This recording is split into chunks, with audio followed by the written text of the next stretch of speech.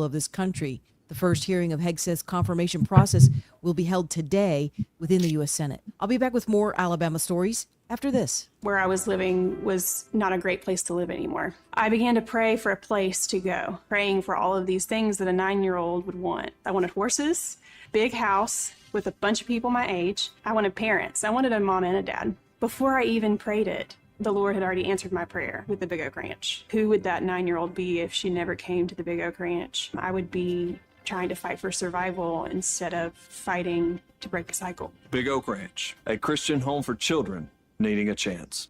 A missing Dothan man with special needs has been located and is safe. Ruben Ortez went walking from his family home on January 1st and never returned. His mother, Milagros Ortez, spoke with WDHN News, saying this made her absolutely frantic since her 33-year-old son has a learning disability and speech impediment. It turns out that Ruben Ortez experienced chest pains during his walk and called for an ambulance.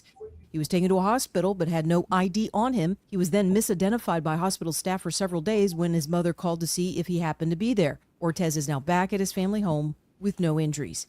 I'm Andrea Tice. For more news affecting Alabamians, go to 1819news.com. And while you're there, subscribe to the daily newsletter. What's your biggest investment? More than likely, it's your home. So treat it that way when you hire a painting contractor. With PBS Painting, there are no gimmicks, no $99 specials. Just quality painting and someone who treats your home with the same respect that you do. At PBS Painting, we have been painting for years and look forward to many more years to come.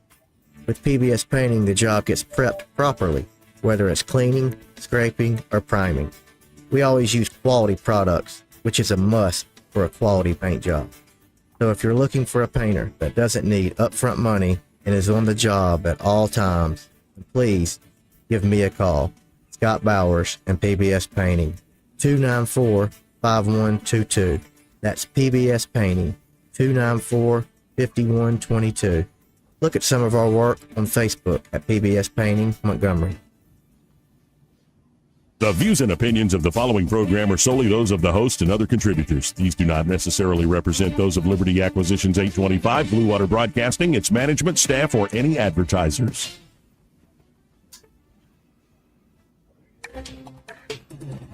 It's time for Montgomery's conversational radio show. It's News and Views on News Talk 93.1 FM. To join the conversation, call 272-9228. This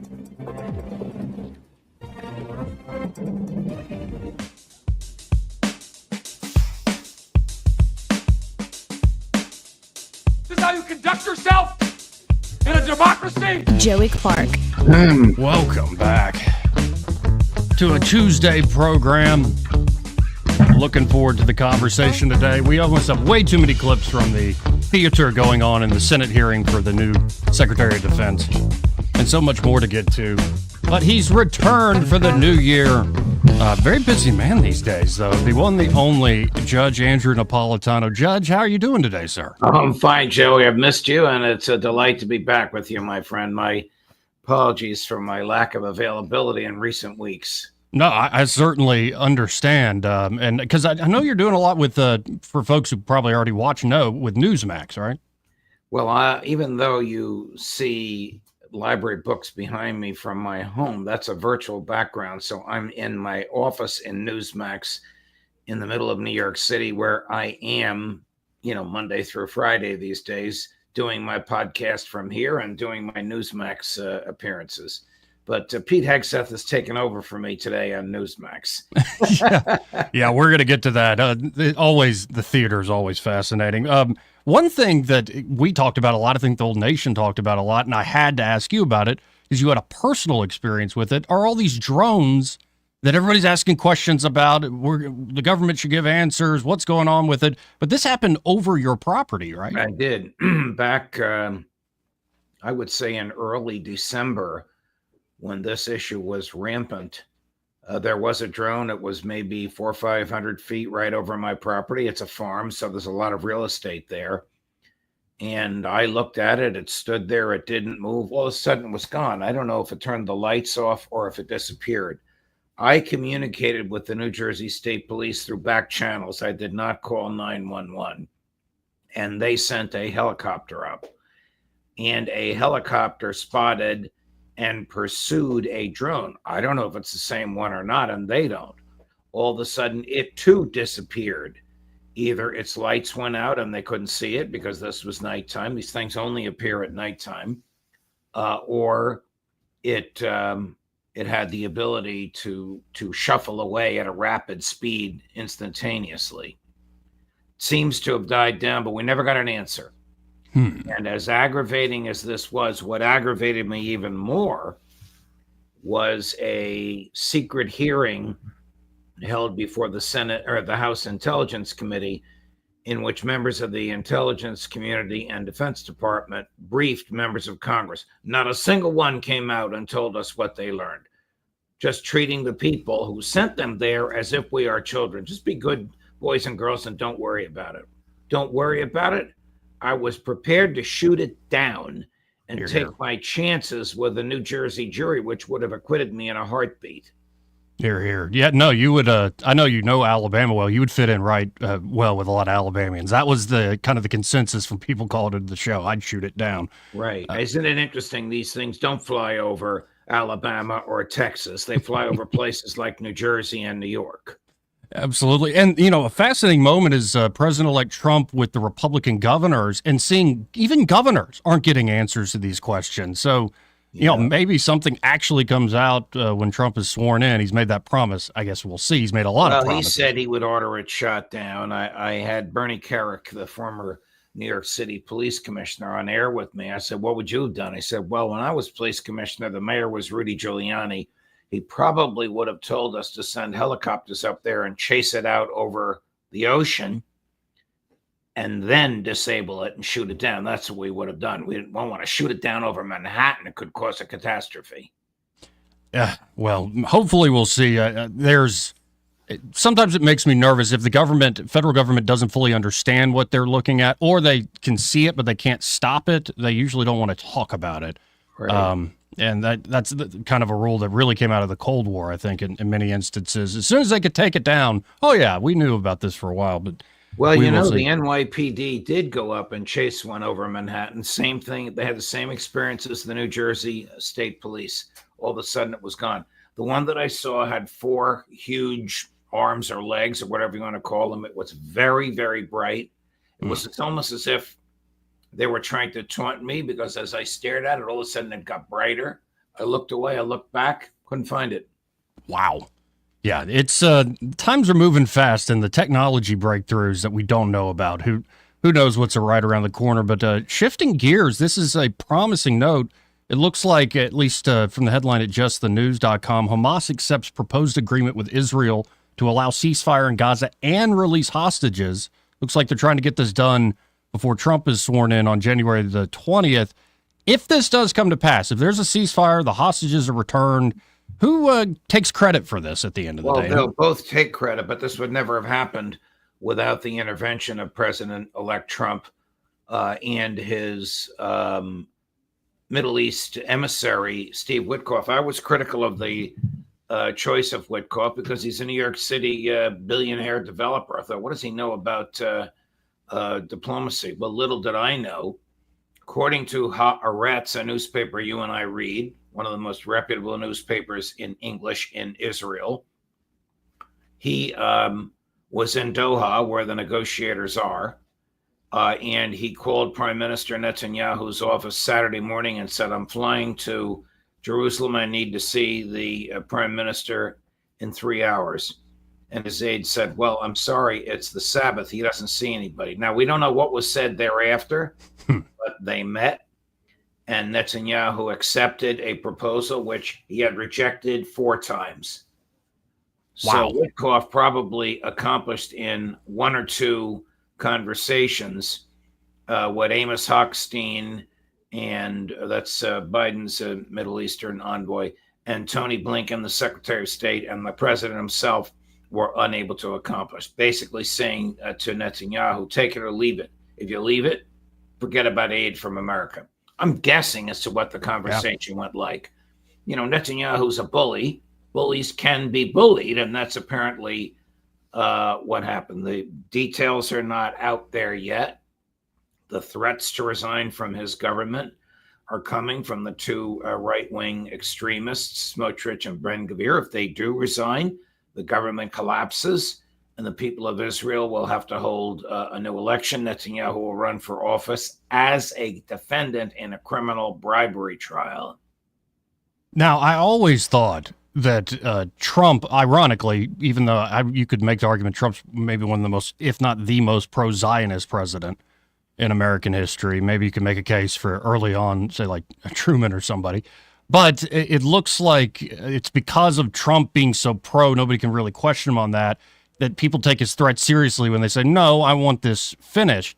I would love to hear what actually happened in that room. I think your guess is pretty good that the United States does have such a power over Israel in terms of aid that we should be able to dictate terms when needed. That said, Trump's threats that he's making all around the world, the tariff threats, yada, yada, yada, I'm interested, especially with the folks you're talking to on Judging Freedom, these threats in regards to Russia and Ukraine. That seems like the more complicated thing to end very quickly. Well, he has already said that he is withdrawing his statement that he can end the war in 24 hours. He says he now needs 6 months. A wise thing for him to say. No way can he end it in 24 hours. And General Kellogg has been saying some ridiculous things and some sensible things. The ridiculous things are, well, maybe NATO, Ukraine can join NATO in the future. Maybe we'll have a demilitarized zone. Oh, and if Putin doesn't negotiate quick enough and aggressively enough or pliantly enough, we'll start sending more aid to Ukraine. Lately, he has switched his gears to none of this would have happened if Biden hadn't insisted on Ukraine joining NATO. It's exactly right. The second version of General Kellogg. So I don't know where this is going to go, but I suspect that Donald Trump's personality will enter this just as it did through Steve Witkoff with Prime Minister Netanyahu. Now, we haven't heard the Israeli side of this yet, but according to Haaretz, what you just read has been accepted by them, and this is one that he rejected 4 times. No, I don't have anything new yet. I think that's fantastic because what I want is peace. I want peace there. Now, long-term peace is a whole other very complicated question there in the Middle East, but I want peace in Ukraine. Yesterday, we played the clip of, I guess it's Mike Waltz, the incoming national security advisor for President-elect Trump, talking about lowering the draft age to 18. And I just look at this, I go, the flower of youth of Ukraine. Okay, let's throw them into this meat grinder. This all seems because the Russians are moving all along the battlefront, and they seem to, as they have for a while, have the upper hand in this. What is sending young men off to die, throw them into that meat grinder, actually going to make a difference? I didn't want to believe the cynical voices I sometimes read when this first broke out, saying the policy will be to the last Ukrainian, and we don't care about winning. It's about deteriorating the Russians, and we will have as many Ukrainians as we need to die in order to deteriorate the Russians. That seems exactly what the policy still is. Look, all of this started in the modern era in 2014 when the State Department, pursuant to instructions from President Obama and the CIA, same set of instructions, overthrew the properly elected and basically neutral but Russian-friendly Viktor Yanukovych. And they put in a couple of stooges, and then one of them in an election became Vladimir Zelensky. The whole purpose of this was to use Ukraine as a battering ram with which to drive Vladimir Putin from office, hence the sanctions on Russia. It's had the opposite effect. He's immensely popular. The Russian economy is doing spectacularly well. The losses are about 6 or 7 to 1. That's 6 Ukrainians dead for every 1 Russian. That brings the Ukrainian deaths to about north of 600,000. That's the flower of youth, to use your phrase, Joey. That's an entire generation of young people gone. Remember, and Trump understands this because he said it from Mar-a-Lago the other day, Biden doesn't. Before this war started, the Ukrainians and the Russians negotiated for 2 months in Istanbul, Turkey. They reached an agreement. I'm holding my fingers up. It's 126 pages long. Each page was initialed by both sides. And then Joe Biden dispatched Boris Yeltsin, the British prime minister at the time, who said, "We got your back. Don't worry about it. Tear it up. We'll win this war." Yeah. The result, disaster. And for the longer history, I highly encourage other folks. He's another radio host. I know you know him. Provoked. Scott Horton's book on this is remarkable. And if I don't know if you saw it, Judge, but the back and forth between General Wesley Clark and Scott Horton, it's amazing that a skateboarding anarchist sort of pirate radio guy who's been working at antiwar.com, he is like, you can't touch him on the facts. And including General Clark's like, no, this guy, it's like he was in the room. Even despite their agreements about strategy. Well, I strategy read the book, and as a courtesy to Scott, and endorsed it. And it's not an easy read, but there's nothing like it in the literature describing the provocation the United States and the West has visited on Russia. Nothing like it. It is the standard work in the field. The research is utterly prodigious. It really is it's a great thing if you want to do a deep dive, folks. And closing out real quick here, your last op-ed was called "Killing the Constitution at Gitmo," and the news seems to be here. There's another breakthrough in this mess of trying to Khalid Sheikh Mohammed. So what is the latest in regards to this mess at Gitmo with the so-called 9/11 mastermind? So the government lawyers said to the judge, "We can't try this case because we're not going to introduce evidence from torture." And these guys, the investigators, they didn't do their job. They just tortured people. And we're a set of lawyers that will lose our licenses to practice if we use torture. If we don't use torture, our case is weak. He'll get on the witness stand and he'll tell the world what the U.S. did to him. And every American service person around the world will be exposed to retribution. Okay, talk about settlement. They enter into a settlement agreement. The judge signs it. The prosecutors sign it. The defense counsel signs it. Khalid Sheikh Mohammed signs it. No death penalty. No Florence, Colorado, 250 feet below the surface of the earth.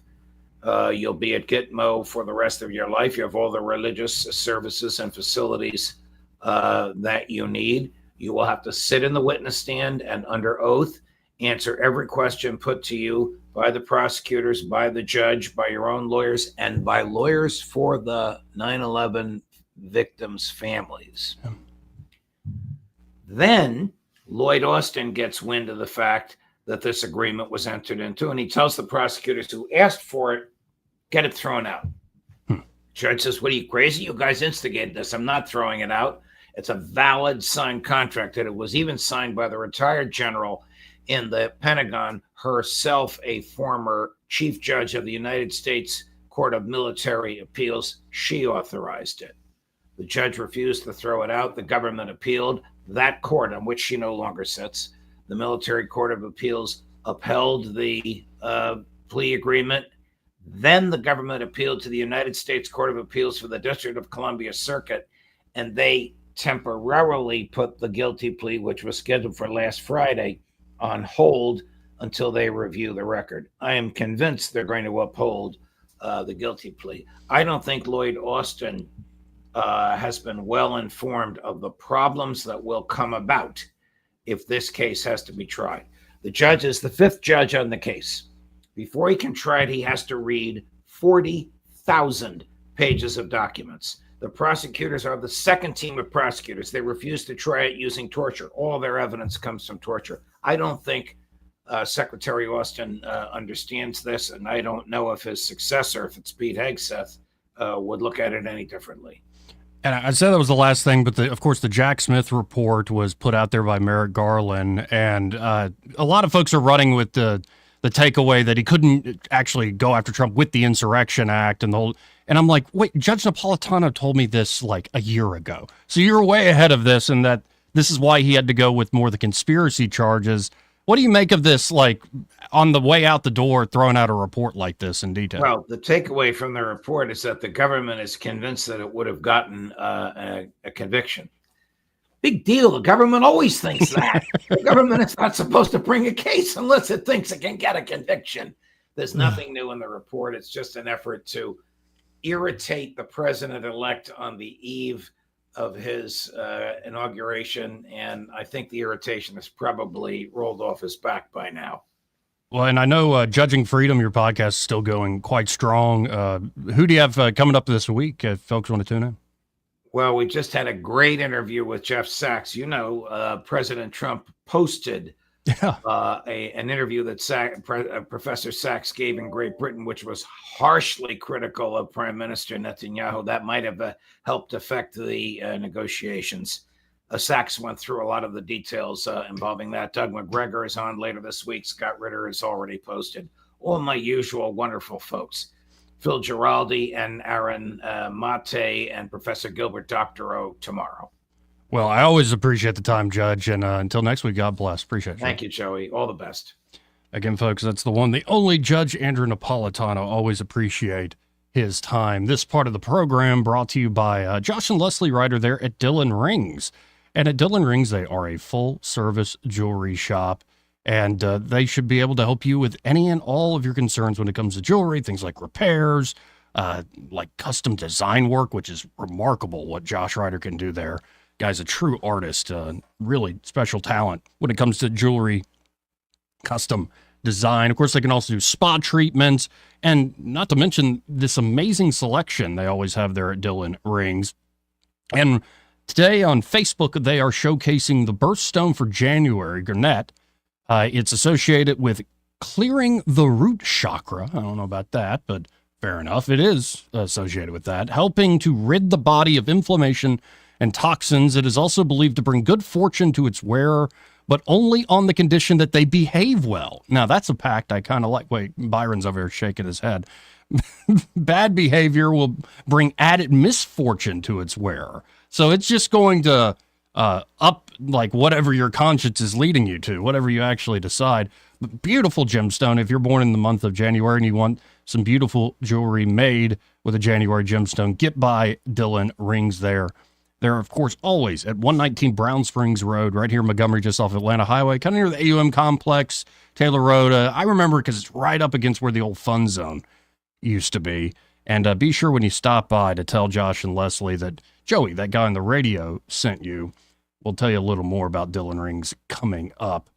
We'll be right back. Byron Sheehy in the studio, and we got a lot to cover with the whole Hegseth hearing, the fireworks. Well, they haven't disappointed. Byron, you were asking me, like, is he actually going to get through? I think so. But the Democrats who were never going to vote for him because they're just playing party politics, man, some of it has been comically incompetent and flaccid attempts to get at Hegseth, and then some have just been downright nasty. What about some of our less conservative Republicans? Have they played nice? Everybody I've seen so far has played nice, and there are some lady senators. Is that the respectful way to put it?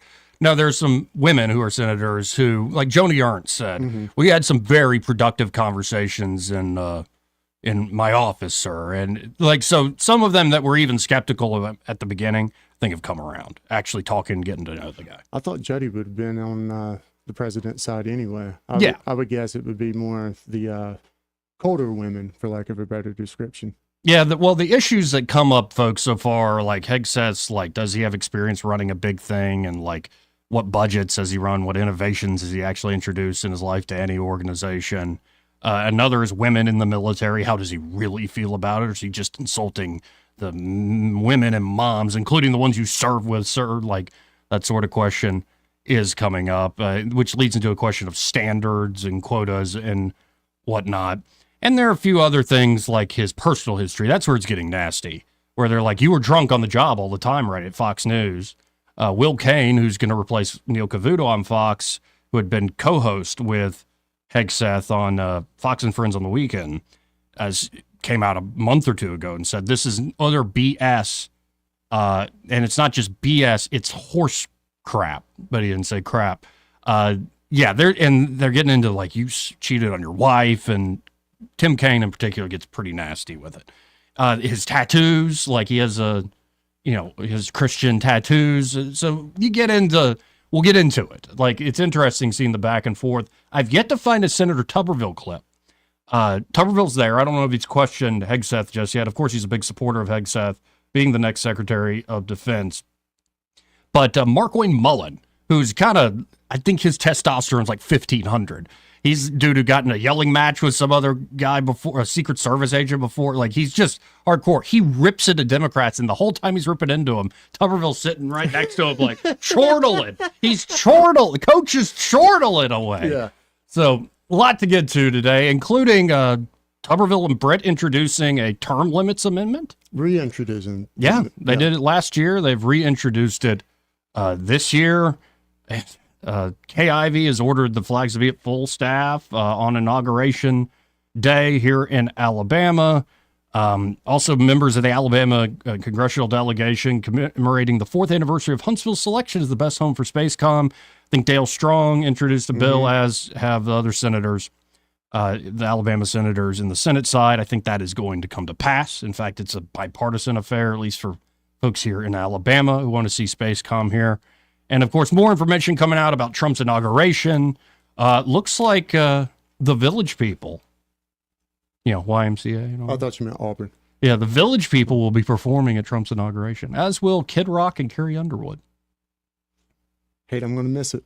Mm-hmm. And Trump is now teasing, you've heard of the IRS, the Internal Revenue Service? What we need is an external revenue service. And, of course, he's talking about tariffs. So, like I said, a lot to get to. We'll be right back. He may not know whether he's coming or going, but whether you're going to work or coming home, Greg Budell is there. Mornings 6 till 9 and afternoons 3 till 6. Only on News Talk 93.1 FM WACV. Honey? Yeah? Do you think it's safe using all these extension cords? Oh, yeah, it's fine. Actually, too many extension cords can be dangerous. Call Crosby Electric to add new outlets. Sure is dark in our yard. Good. We'll sleep better. Maybe you will. Crosby Electric does landscaping lighting for beauty and safety, as well as security lighting for peace of mind.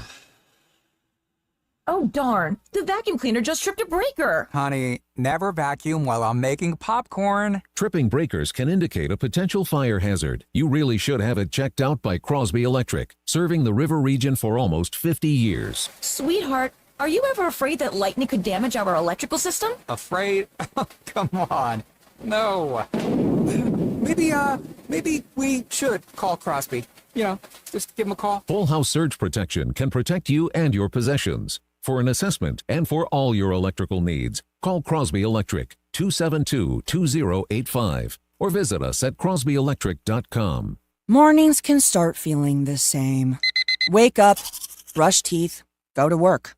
But with breakfast from Wendy's, it's like, wake up, brush teeth, Baconate with a breakfast Baconator. Roll with the sausage breakfast burrito. Buddy it up with a honey buddy. Or get seasoned with seasoned potatoes. And then go to work. Sorry.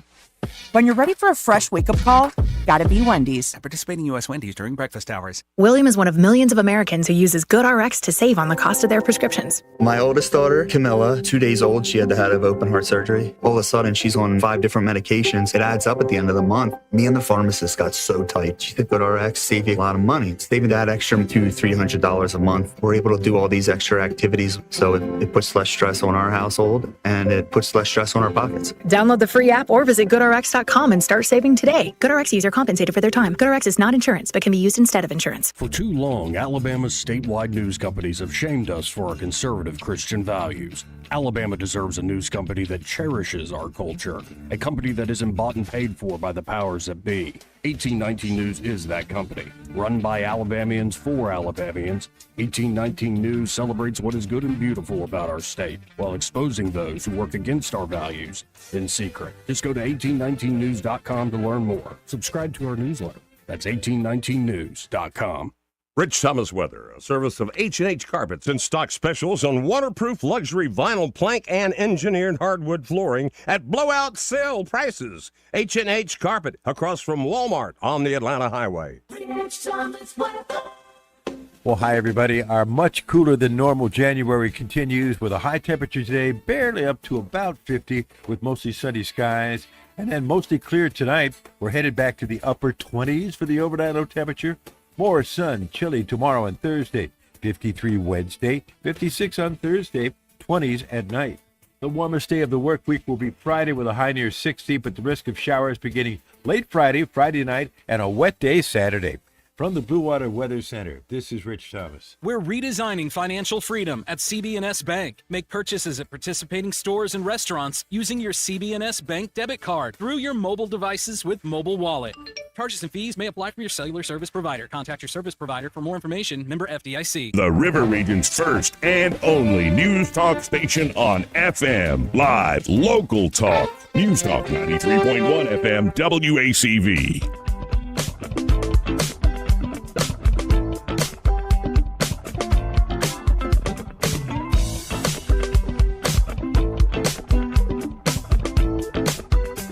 How you conduct yourself in a democracy? Joey Clark. Welcome back to News and Views in the afternoon. I'm your host, Joey Clark, or as we call this show online, Joey Clark Live. If you're tuning in on live, this is just a local talk radio show out of Montgomery, Alabama, but we cover all sorts of stories, not just local stuff. And right now, my attention is caught up with this whole Pete Hegseth hearing. It's still ongoing, and several hours into this thing, and there's already been some fireworks. But first, I want to begin with Hegseth's part of his opening statement, I believe. This is Hegseth talking about, well, Trump choosing him and what the mission is that Trump wants him to perform. As I've said to many of you in private meetings, when President Trump chose me for this position, the primary charge he gave me was to bring the warrior culture back to the Department of Defense.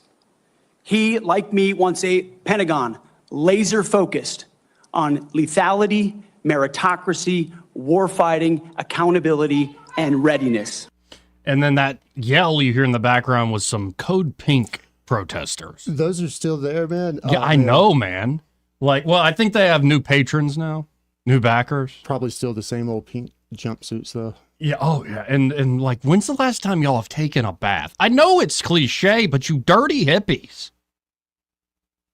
Come on. It's almost like giving a bad rap to hippies. Well, I know, I was about to say that. Like, if you want to be a dirty hippie, the whole point of being a dirty hippie is you don't have to care about politics. You don't have to care about the rest of the world. You just enjoy a simple life.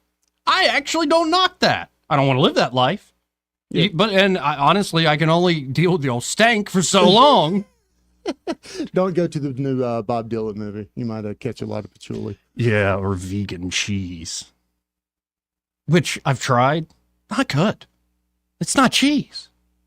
At best, it emulates feta. It's not. It's I don't know. Like, God bless you folks who are vegan. I don't understand it. It's not cheese. But yeah, Code Pink interrupted the whole thing. And we're calling, I think they yelled, Christian Zionist, which was, that's an interesting takedown, is it not? So, in particular, on the Christian front, one thing that's been talked about in great detail is Pete Hegseth has tattoos. Is that how you say it? Tattoo? I think that was a character on Love Boat. Yeah, on Love Boat, there was a character named Tattoo. Or whatever the show was, The Plane. I don't even know. But here he's going to explain, like, this Jerusalem cross that he has. Like, let's just listen. You'd mentioned that you were not able to serve with your National Guard unit in the protection of the inauguration of Joe Biden because of a tattoo, a Christian tattoo. Can you elaborate just a little bit on what is this very offensive, extremist, racist tattoo that you have? It's a tattoo I have right here, Senator. It's called the Jerusalem Cross. It's a historic Christian symbol. In fact, interestingly, recently I attended briefly the memorial ceremony of former President Jimmy Carter on the floor of our National Cathedral. On the front page of his program was the very same Jerusalem Cross. It is a Christian religious symbol.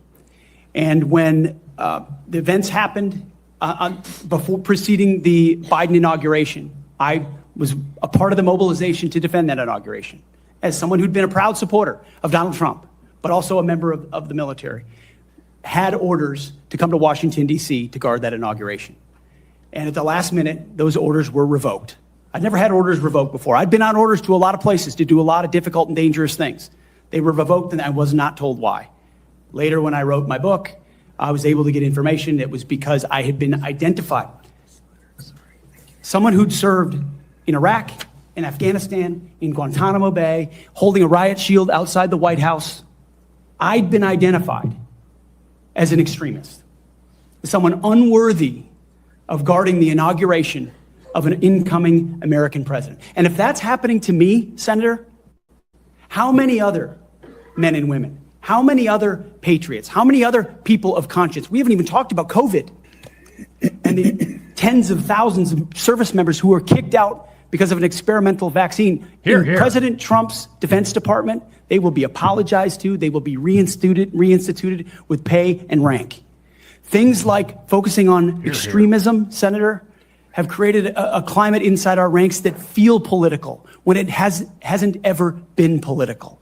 Those are the types of things that are going to change. And Senator Sullivan, you mentioned that study. After a whole study was held, extremism working group study, 100 extremists were identified in the ranks of 3 million.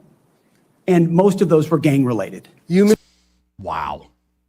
That's a heck of an answer, though. I hope they keep asking him about it, man. Yeah. I hope he keeps getting the opportunity to explain and embrace and just show the American public what the left's true agenda is. Oh, absolutely. And I thought, when Trump first picks Pete Hegseth, I'm like, oh, the guy on Fox News?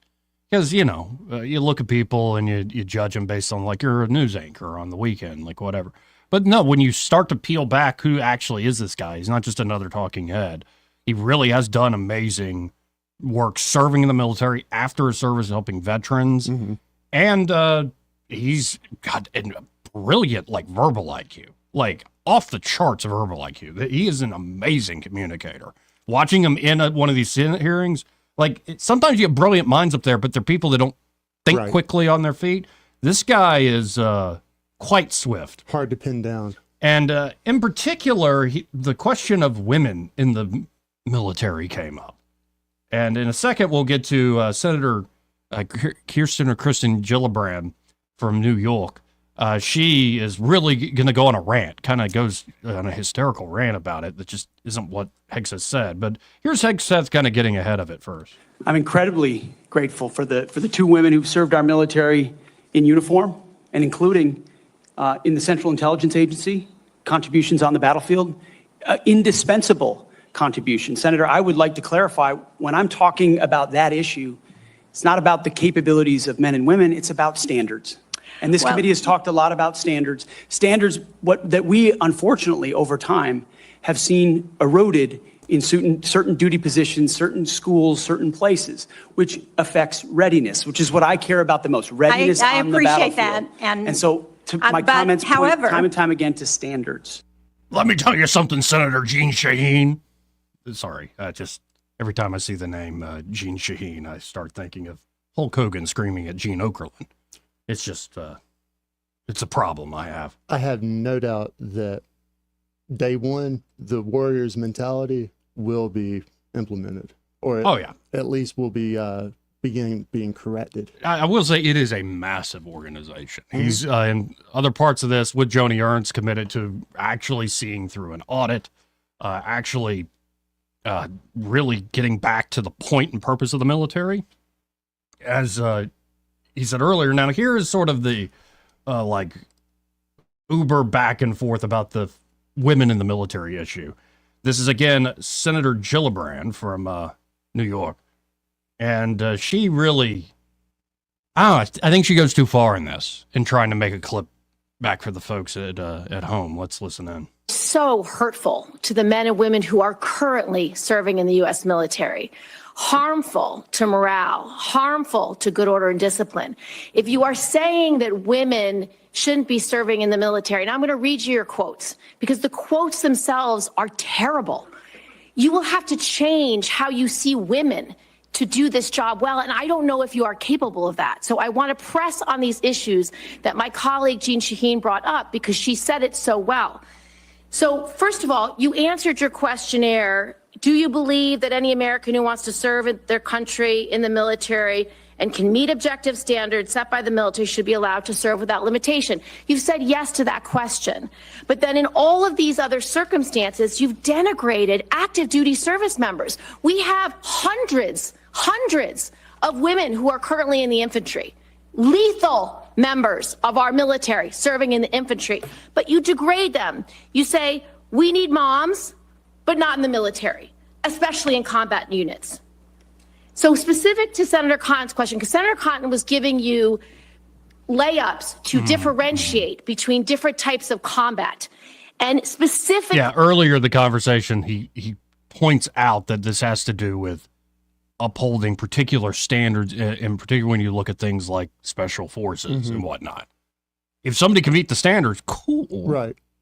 But they're not going to be different standards for the different sexes because right. you have to do one job. Now, Gillibrand's going to say, well, we don't, that's not Kirsten Gillibrand. That's not going on. Glee.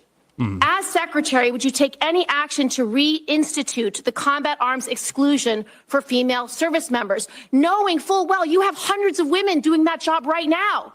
And the standards, your 2 mile run, Tom, is about the Army combat fitness test. It is not the requirements to have an MOS 11 Bravo, which is the infantry. These are the requirements today for people serving in the industry, men and women. They are gender neutral and they are very difficult to meet. They have not been reduced in any way. And our combat units, our infantry is lethal. So please explain specifically, because you will be in charge of 3 million personnel. It is a big job. And when you make these public statements, and I get you were not Secretary of Defense then, I get you were on TV, I get you were helping veterans, I get it was a different job. But most recently, you said this in November of 2024, knowing full well you might have been named as Secretary of Defense. So please explain these types of statements, because they're brutal and they're mean and they disrespect men and women who are willing to die for this country. You got to clarify something. So, did they not reduce the standards like back in 22? Well, this is right. This is the question. I think they did. I'm pretty. I've heard certain many complaints they've changed standards. Yeah, I mean, so yeah, I guess people have been operating under the new standards for all of 2 years now. So, I mean, there's plenty more here where they are going hard in the paint. But these are folks, think of Kirsten Gillibrand, think of Maisie Hirono from Hawaii, think of Elizabeth Warren, Pocahontas. Like, these are folks that were never going to vote for this guy, no matter how many times you talk to them. How many times have they brought up older soldiers and not just women? Like, older soldiers would have the same problem probably meeting a lot of these standards. Correct. No, and this is the point that Hegseth keeps making over and over again, that it isn't about having equitable standards, about having equal standards that everybody has to rise up to meet. I mean, here's the short clip of it. Him explaining this. It looks like the hearing is actually now done. Watching it live was pretty fascinating. I watched a good bit of it this morning, but here's Hegseth kind of explaining the point. Let's listen in. Standards will be high and they will be equal, not equitable. That's a very different word. We need to make sure every warrior is fully qualified on their assigned weapon system, every pilot's fully qualified and current on the aircraft they are flying, and every general or flag officer is selected for leadership or promotion purely based on performance, readiness, and merit. Leaders at all levels will be held accountable. And warfighting and lethality and the readiness of the troops and their families will be our only focus. Yeah, I think this guy's getting through.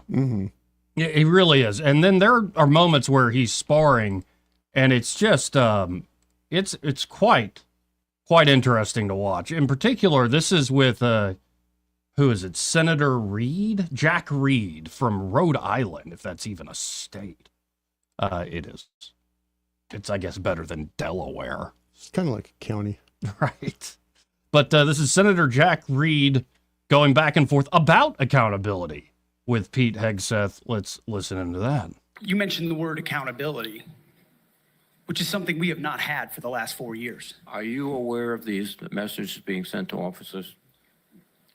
Certainly, I'm not aware of that. That is not one of my efforts, but there's been no accountability for the disaster of the withdrawal in Afghanistan. And that's precisely why we're here today. Excuse me. Is that leadership has been unwilling to take accountability. It's the time to restore that to our most senior ranks. You've written publicly. You mentioned the word accountability.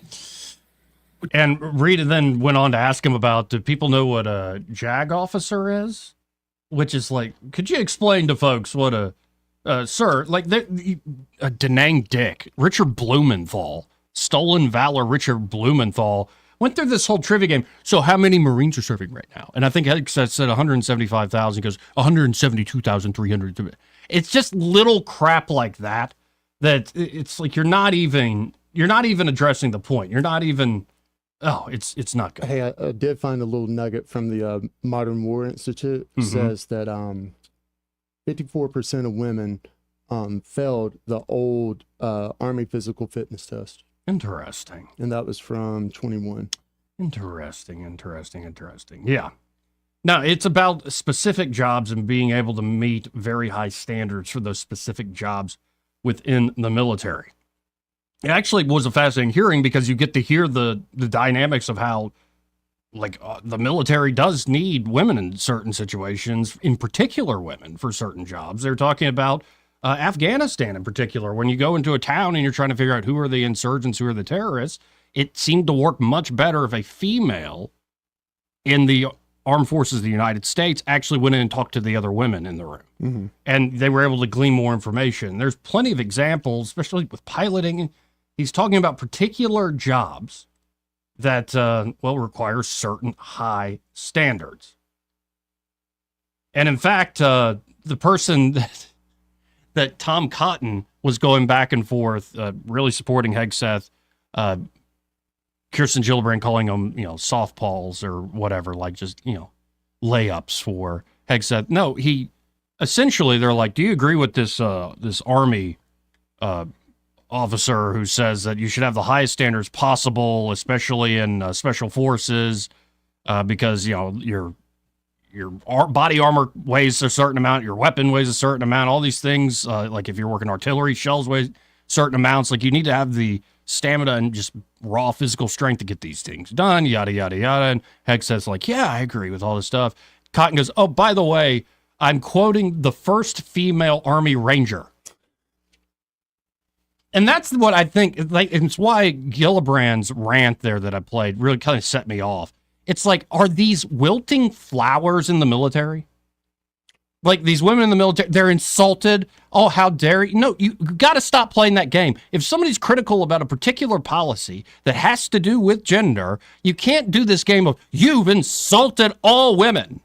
Or it's like it's the same crap if you're critical of Islam. It's like, you've insulted a billion Muslims. It's like, no, I'm talking about this particular thing. Man, they're trying to score political points. You know this. I mean, the article that I just referenced, the author's name, Kristen. She doesn't have a problem with holding high standards. Right. Yes. I mean, it is not a clear-cut gender thing at the end of the day. People can have this opinion no matter their sex. Now, in terms of scoring political points, there are some moments that have kind of failed. Like, and certainly the bait that some Democrats take. Let's just listen in. This is Mazie Hirono of Hawaii. Senator Hirono, take it away. Would you use our military to take over Greenland or an ally of Denmark? Senator, one of the things that President Trump is so good at is never strategically tipping his hand.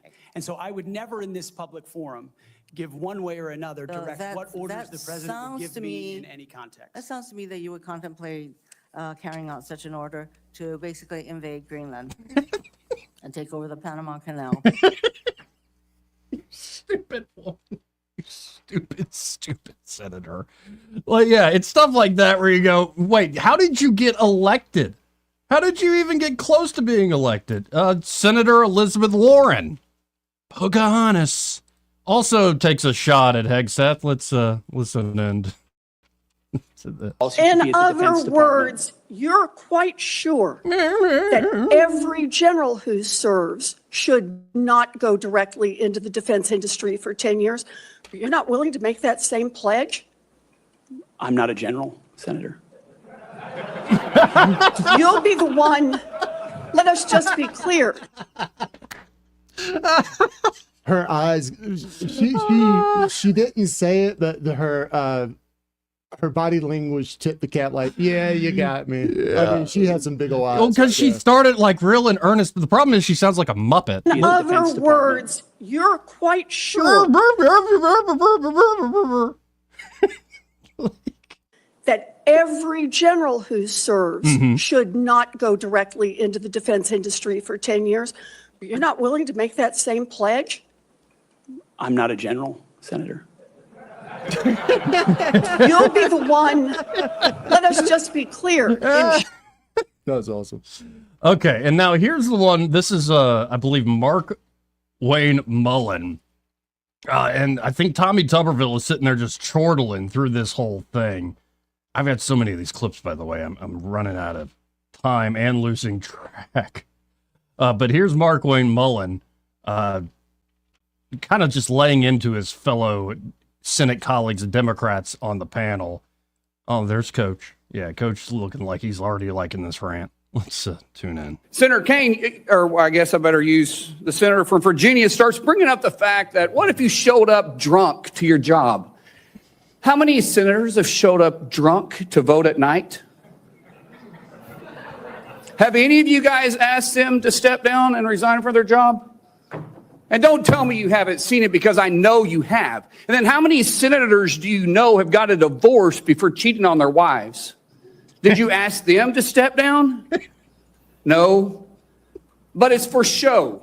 I wish folks could be watching with us, and you can if you join the live stream, Joey Clark Live on YouTube or at the Joey Clark on the X platform. If you're watching all, I just love watching Tuberville's reactions to all this. Let me back it up when he talks about the cheating. Them to step down and resign from their job? And don't tell me you haven't seen it, because I know you have. And then how many senators do you know have got a divorce before cheating on their wives? Did you ask them to step down? No. But it's for show. You guys make sure you make a big show and point out the hypocrisy because the man's made a mistake. And you want to sit there and say that he's not qualified? Give me a joke. I mean, it is so ridiculous that you guys hold yourself as this higher standard and you forget you got a big plank in your eye. We've all made mistakes. Good stuff. Real good stuff. 272-9228 if you want to get in on the conversation. That's 334-272-9228. Yeah, I think he's holding his own quite well. He's holding his own very well. In fact, like when they started bringing up the personal stuff, which is what what Mullen was talking about, I don't know if I could have kept my cool the way Hegseth did. Like, I don't know if I have the temperament, because I've been long dreaming for somebody in one of these hearings to just go off and be like, all due respect, Senator, F you, and don't just use harsh letters. Right. Well, we're all due contempt. I have nothing but contempt for you. Screw off, all of you. You're a bunch of phony fakes bought and paid for. You win popularity contests, and all of a sudden you think you're great people. F you. I want to see it. Not from Pete Hegseth, but from somebody. I want to see somebody go off one day. It's kind of like, what was the movie? It's like, screw you, screw you, screw you. Right. You're cool. Yeah. Right. Or what, Christmas Vacation? Kisses? Yeah. Kisses. Yeah. Well, and this is what kind of inspired that fantasy to come back up in my mind. This is Tim Kaine. I'll just play the beginning of it. I want to return to the incident that you referenced a minute ago that occurred in Monterey, California in October 2017. At that time, you were still married to your second wife, correct? I believe so. And you had just fathered a child by a woman who would later become your third wife, correct? Senator, I was falsely charged, fully investigated, and completely cleared. So you think you are completely cleared because you committed no crime. That's your definition of cleared? You had just fathered a child 2 months before by a woman that was not your wife. I am shocked that you would stand here and say you're completely cleared. Can you so casually cheat on a second wife and cheat on the mother of a child that had been born 2 months before, and you tell us you are completely cleared? How is that a complete clear? Senator, her child's name is Gwendolyn Hope Hegseth, and she's a child of God, and she's 7 years old. And she was, and you cheated on the mother of that child less than 2 months after that daughter was born, didn't you? Those were false charges. Well, It was fully investigated, and I was completely cleared. And I am so grateful for the marriage I have to this amazing woman behind me. You've admitted that you... Just get the dirty laundry out, right? Isn't that the Don Henley song? I mean, that's so over the top and unbecoming. Yeah. Like that's real personal. That's kind of nuts. That's cross your fingers that karma actually comes back. Well, and then here's the other personal attack going back to Mazie Hirono of Hawaii. I don't know how this woman is even center. Like it's kind of remarkable. This is a short clip. Let's listen in. With your Fox News. Do you know that being drunk at work is prohibited for service members under the UCMJ? Senator, those Yes are or no? multiple false anonymous reports peddled by NBC Do you News know that run directly drinking on the job contradictory to is the dozens of men and women at not Fox News contemplated Channel on it? who I work with I'm who not came hearing on the the answer to my record question. and said they In your never opening statement, Because the premise of your question is horse hockey. You know what I love, and I can't remember which one it was, that it was Bud, pointing about the hypocrisy. Man. When I was up there, this actually happened. One of the House members was out to dinner, had a few too many cocktails, blue lights got behind him, drove to the Capitol, actually got into a wreck, hit the blockade. When the police stopped him, Congressman, what are you doing? Oh, I'm on my way for a vote. Well, Congress isn't gavelled in session right now. Well, the vote's tomorrow. But I'm on my way. But I'm on my way. Technically, he was in the free and clear on that. Oh, wow. Rules for thee, not for me. Yeah, you win a popularity contest, then you can lie as much as you want and do whatever you want. This part of the program brought to you by James Cole and Cole Plumbing, and they're at Cole Plumbing. They are ready to help you out with any and all of your plumbing needs. It could be your look for everyday plumbing problems to be solved, like a clogged drain or low water pressure. Maybe you flush the toilet and the something comes up in the shower drain. It could be like true root invasion. That could be something wrong with your pipes. Of course, they can also help you with a big job. Like if it's a really massive leak inside or outside your home, Cole Plumbing has this proprietary pipelining technology that allows them with minimal discomfort to you in your home to get in there and solve the problem. That means they're not tearing out a bunch of drywall, digging up a huge hole in your yard. Nope. They can get to it, like I said, with precision and expertise. And of course, they can also help you upgrade to something like a tankless water heater system or maybe new accessories you want to add to the kitchen or bathroom. For any and all of your plumbing needs, call up Cole Plumbing at 279-8919. That's 279-8919. And just remember, folks, when you have trouble with your bowl, call on Cole. Second hour coming up. Broadcasting from the Riverside Chevrolet Master Control Center, this is WACV Cusana, News Talk 93.1 FM. When it's Chevy, it's Riverside. With SRN News, I'm John Scott. Pete Hegseth vows to bring warrior culture to the military if confirmed as President-elect Donald Trump's defense secretary pick. The former combat veteran, author, and TV news show host calls himself a change agent as senators weigh his role as civilian leader of the U.S. military. In Los Angeles, some 40,000 people affected by the wildfires have already applied for assistance from the Federal Emergency Management Agency, which has provided over $8 million so far for immediate needs. Thousands of residents across Alaska's largest city remain without power. That's a day after a powerful storm brought hurricane-force winds that downed power lines and caused one bridge to collapse. On Wall Street, the Dow up 78 points, the Nasdaq losing 27. This is SRN News.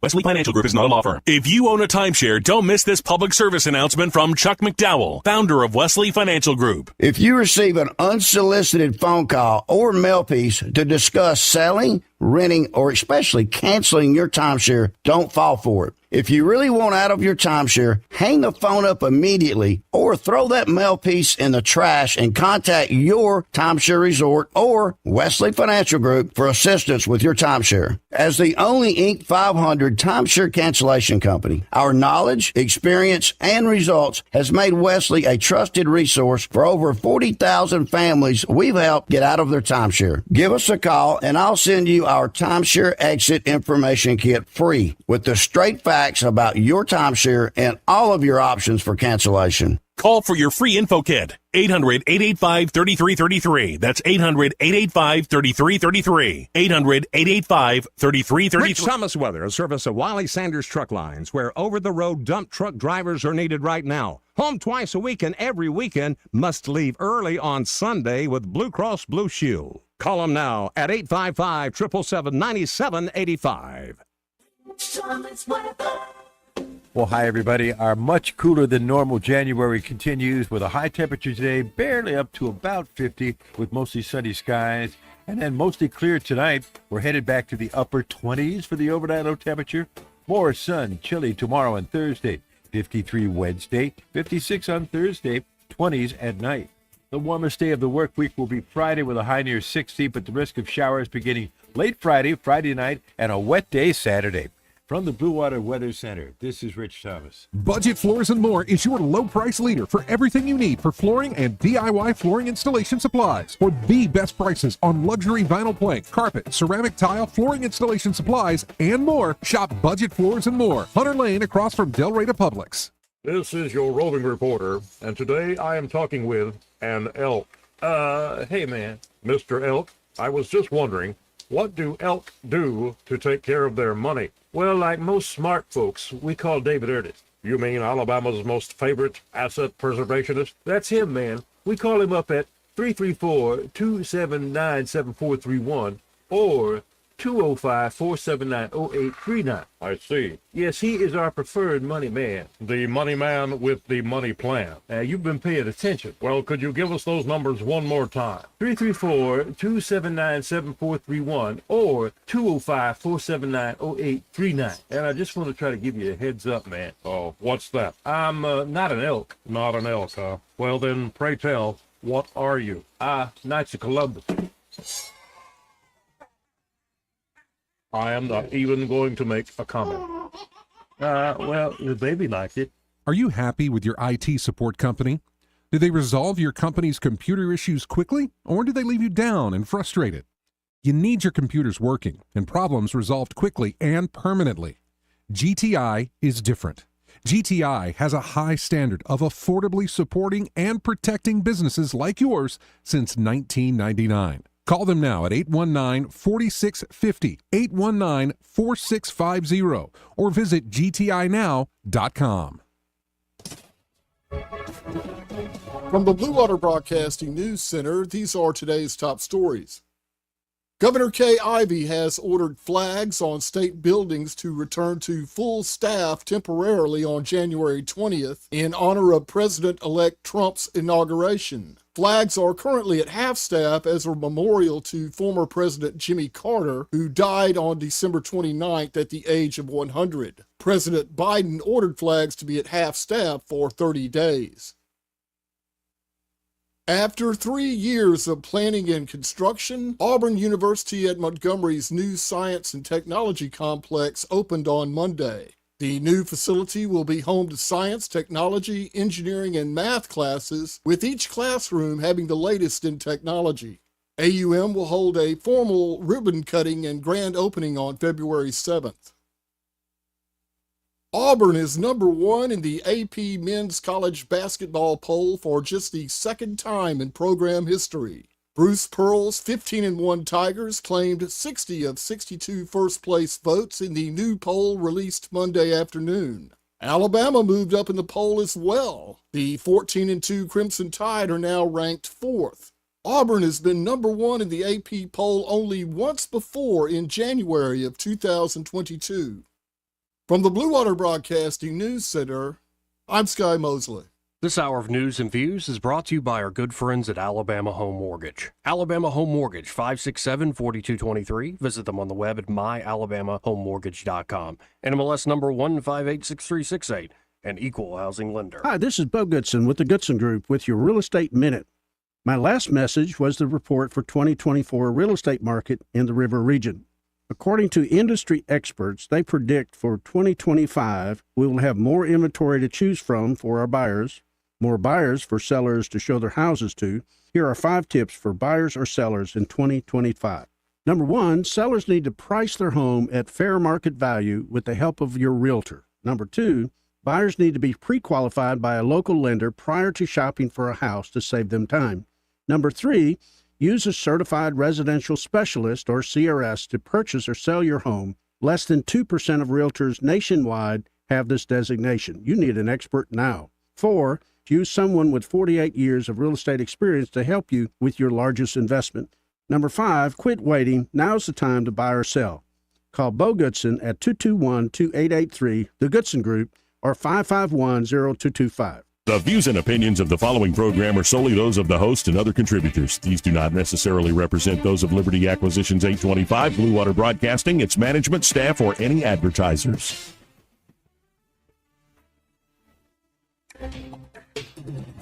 It's time for Montgomery's conversational radio show. It's news and views on News Talk 93.1 FM. To join the conversation, call 272-9228.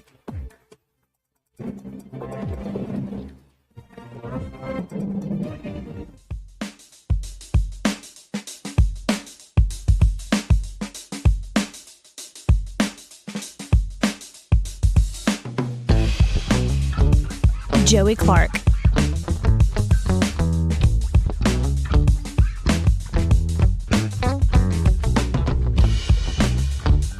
Welcome back to News and Views in the Afternoon, or as we call this show online, Joey Clark Live. I'm your host, Joey Clark, Byron Sheehy here in the studio.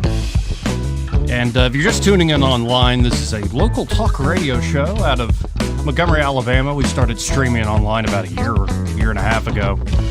And we don't just cover local issues, we cover everything being kicked around in the news. And, I mean, what a tragedy in Los Angeles. It really is. I think a combination of human error, a lot of human error, but it also is, okay, God or Mother Nature, whatever you want to call it, those winds started kicking up. But I don't put all the blame on, well, it's just an act of God. I think that's an excuse by a lot of folks that should have taken the time to prepare, whether you're talking about clearing out brush or whether you're talking about making sure you have the water ready to go or just having the frickin' fire trucks in the right position knowing the fire's coming. Like in the hills, like actually having them in position. There's so much of that. I'm personally for individual responsibility, but in this case, I'm not so sure that the citizens understood like how badly or how poorly the city's administration was or the county was handling their responsibilities. And it's got me thinking about, not deeply, just kind of thinking about the question of what are we missing here locally? Not just Montgomery, but say in Alabama. Is there something that could happen that we're sort of dropping the ball on? Like some major, I think you actually have one in mind. You're talking about it off air. Oh, kind of escapes me, but I mean, there's a few different things. Coal ash, I think, something like that. Oh, yeah. No, I mean, I think it's pretty well known that there's a couple of different waterways that are about 6 or 8 feet away from horrible pollution that would be damaging to entire waterways in the state. Or say the big one, a hurricane, comes our way, or it's pretty well known now that Tornado Alley has definitely moved to our part of the world. What if it is the big one, whether a tornado or a hurricane? Are we ready to go? I assume, like, I've always, in my personal experience, been very impressed with the response of not just the state, but the city and Alabama Power in particular. The linemen, the folks that actually, when the crap hits the fan, they go out there. I've, in my own personal experience, been very impressed with that. But you got to wonder, are there certain things in terms of emergency services that we might be lacking? I think that's anybody who's in that line of work, where that is your job to be concerned with that, should be looking at what's going on in California, not thinking, oh, we're going to have wildfires in Alabama, but thinking, what are we maybe missing in our own backyard. Well, wasn't there a community up in Birmingham a few years ago that basically ran out of water? The water management system was so improperly run. Yes, in Jefferson County. Yeah. I mean, it may not just be an act of God. It just may be derelict politicians. Oh, yeah. Well, and there's a kind of a thing that happens when corruption sets in, especially with your leaders. They're supposed to be managing things like this. It's almost like you can be corrupt, a little bit corrupt, and you can be corrupt for decades. And then eventually God's like, yeah, you've made a lot of mistakes. Not yesterday, not last year, over decades. And now, well, you're going to pay for it. I think that's where the chickens come home to roost. Right. I always like to think of like sin in practical terms. It's not like some massive intervention that came out of nowhere. It's like, no, you can often see this will be the fruits, the rotten fruits of your behavior, whether it's sort of looking the other way or just blatant corruption or other personal failings. So one fascinating moment, I obviously not going to play the whole podcast, just 20 seconds of it. Tucker Carlson had on Michael Schellenberger. It was a wealth of information because he actually lives out there, and he's quite hip to fire management in California because the man himself living there has pretty high stakes about it. But at one point, Tucker's asking Michael Schellenberger about these fires and what human beings might be starting these things. Let's listen in. The other one is homeless people starting fires all over LA. Half of all fires put out by the LA Fire Department are started by homeless people. It's been that way for years. Why do homeless people start fires? Well, it turns out meth heads love to start fires. No, and he goes on to make the point, it's not like, oh, there's all sorts of reasons people might start a fire if you're homeless, stay warm, yada, yada, yada. But there's something about meth in particular where it's almost demonic, where they want to start fire. They like fire. It's a weird thing, he says. I grew up in a very poor part of the state, and meth was a problem for our law enforcement around there. I don't know if it's so much that they enjoy starting fires as they don't have the safety equipment necessary to make this horrible stuff and whatever. There's probably that too. I was trying to build a spaceship, officer. Pretty much. Like right. These little single wide trailers just go poof. Yeah, but I think there's also a thing like certain drugs, when you're real deep into them, you have certain manifestations of very odd behavior. And I think meth is associated, at least in his experience, with a lot of fires being started. We can probably just look up Florida Man and go through. 272-9228 if you want to get in on the conversation. That's 334-272-9228. Let's go to line one. You're on there. Who's this? It's Papa B. Hey, Papa B. How are you? Hey, guys. You gotta love this hearing with Hegseth. These chicks that are on there. You just saying stuff mean and hurtful, and that's not right. Right. You're talking about sending somebody into the valley of the shadow of death, and you're worried about hurting their freaking feelings? Are you serious? Is this, like a prerequisite? Can't hurt their feelings while they're getting slaughtered. That's not going to work. Well, no, and it was like, I'm going to take offense on behalf of all women serving in America's armed forces. And like, have you talked to those women? I think a lot of them probably support Hegseth and what he's saying. I think they might. They very well might. I don't know. But for sure, apparently, there's some folks out there that they just can't understand why there's a difference between men and women, and they just don't like it. Right. And women can do things that men can't do. Right. Wow. No, men can do things that women can't do. Wow. Well, and the whole point they kept making is like, we need very high standards, and if a woman can meet them, great.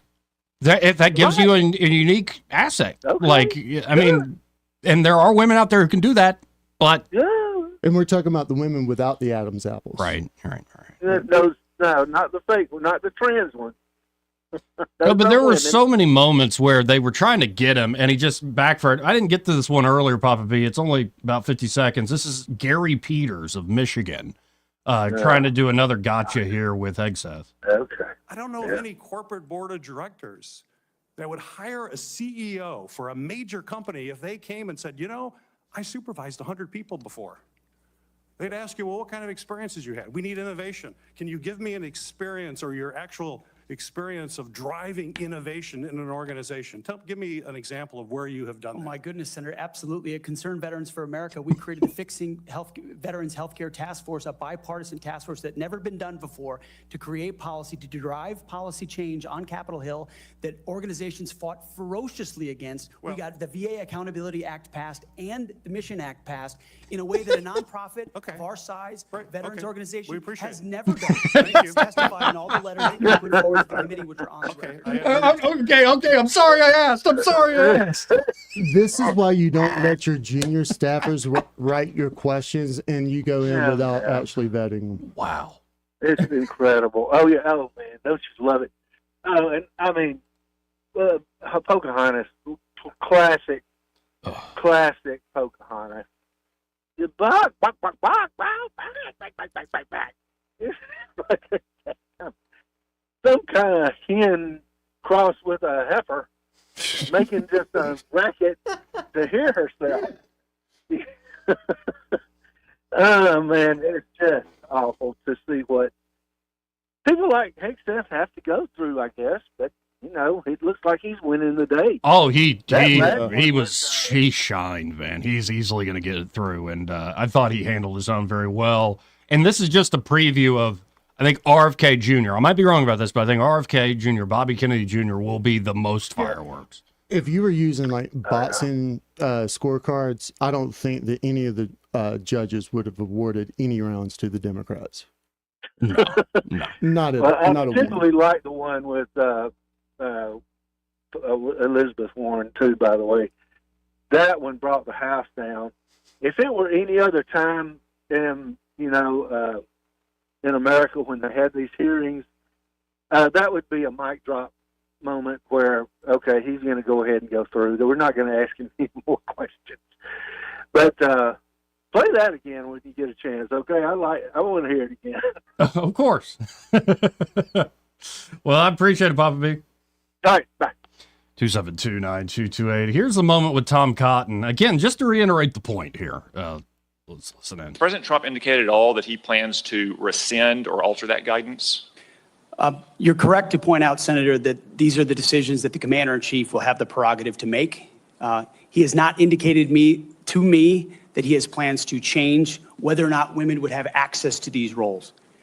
However, I would point out, ensuring that standards are equal and high is of importance to him and great importance to me. Because in those ground combat roles, what is true is that the weight of the ruck on your back doesn't change. The weight of the 155 round that you have to carry doesn't change. The weight of the 240 Bravo machine gun you might have to carry doesn't change. Mm-hmm. And so whether it's a man or a woman, they have to meet the same high standards. And Senator, in any place where those things have been eroded or in courses, criteria have been changed in order to meet quotas, racial quotas or gender quotas, that is putting a focus on something other than readiness, standards, meritocracy, and lethality. So that's the kind of review I'm talking about, not whether women have access to ground combat. Okay, so Now, one thing I'll point out, I think what's going on here with the standards thing, I bet with a straight face they can go, well, we didn't change the standard. We didn't lower the standards. There's no quota system. I bet officially there's no quota system, but I bet through the chain of command, if you want to get promoted, the sort of unofficial, like, here's what the top brass, here's how you want to play ball if you want to advance and get promoted. And that's one of the worst parts of our military at this point, the amount of generals, the amount of people that are essentially playing politics within the Pentagon for their own careers. I'm not saying they're bad people. I'm saying the incentive structure is all screwed up.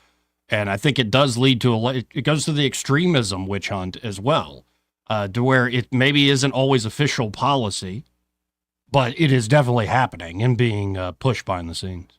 So I'm looking at something from Heritage. It says in fiscal year 2023, Pentagon received $86.5 million for DI programs, up from 68 in 22. Right. For 24, it was close to 115 million.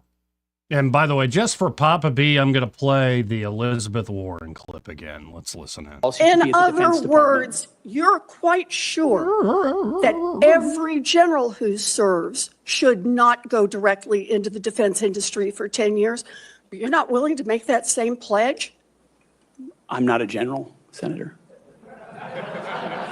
You'll be the one, let us just be clear, in charge of the generals. 272-9228. If you want to get in on the conversation, that's 334-272. Joey, 9228. I'm looking at something here that says there's a 2020 memo from the acting Secretary of Defense that removed aptitude test barriers. Wow. I mean, wow. Can't make this up, man. Now, as mentioned earlier, Jack Smith, the now former special counsel, released the 130-page report was released at 1 a.m. this morning by Merrick Garland. It's a heck of a time to release a thing. And the money quote is, "We believe DC jury would have convicted President Trump." Well, I believe they would. Smith claims criminal efforts to retain power. That's what Trump was up to. Then why didn't you charge him with insurrection? Why'd you charge him with some cockamamie conspiracy thing? It's absurd. It's absurd. But Trump isn't taking the report being released lying down. He's already put out a torching statement on Truth Social. Should I read it? Do tell.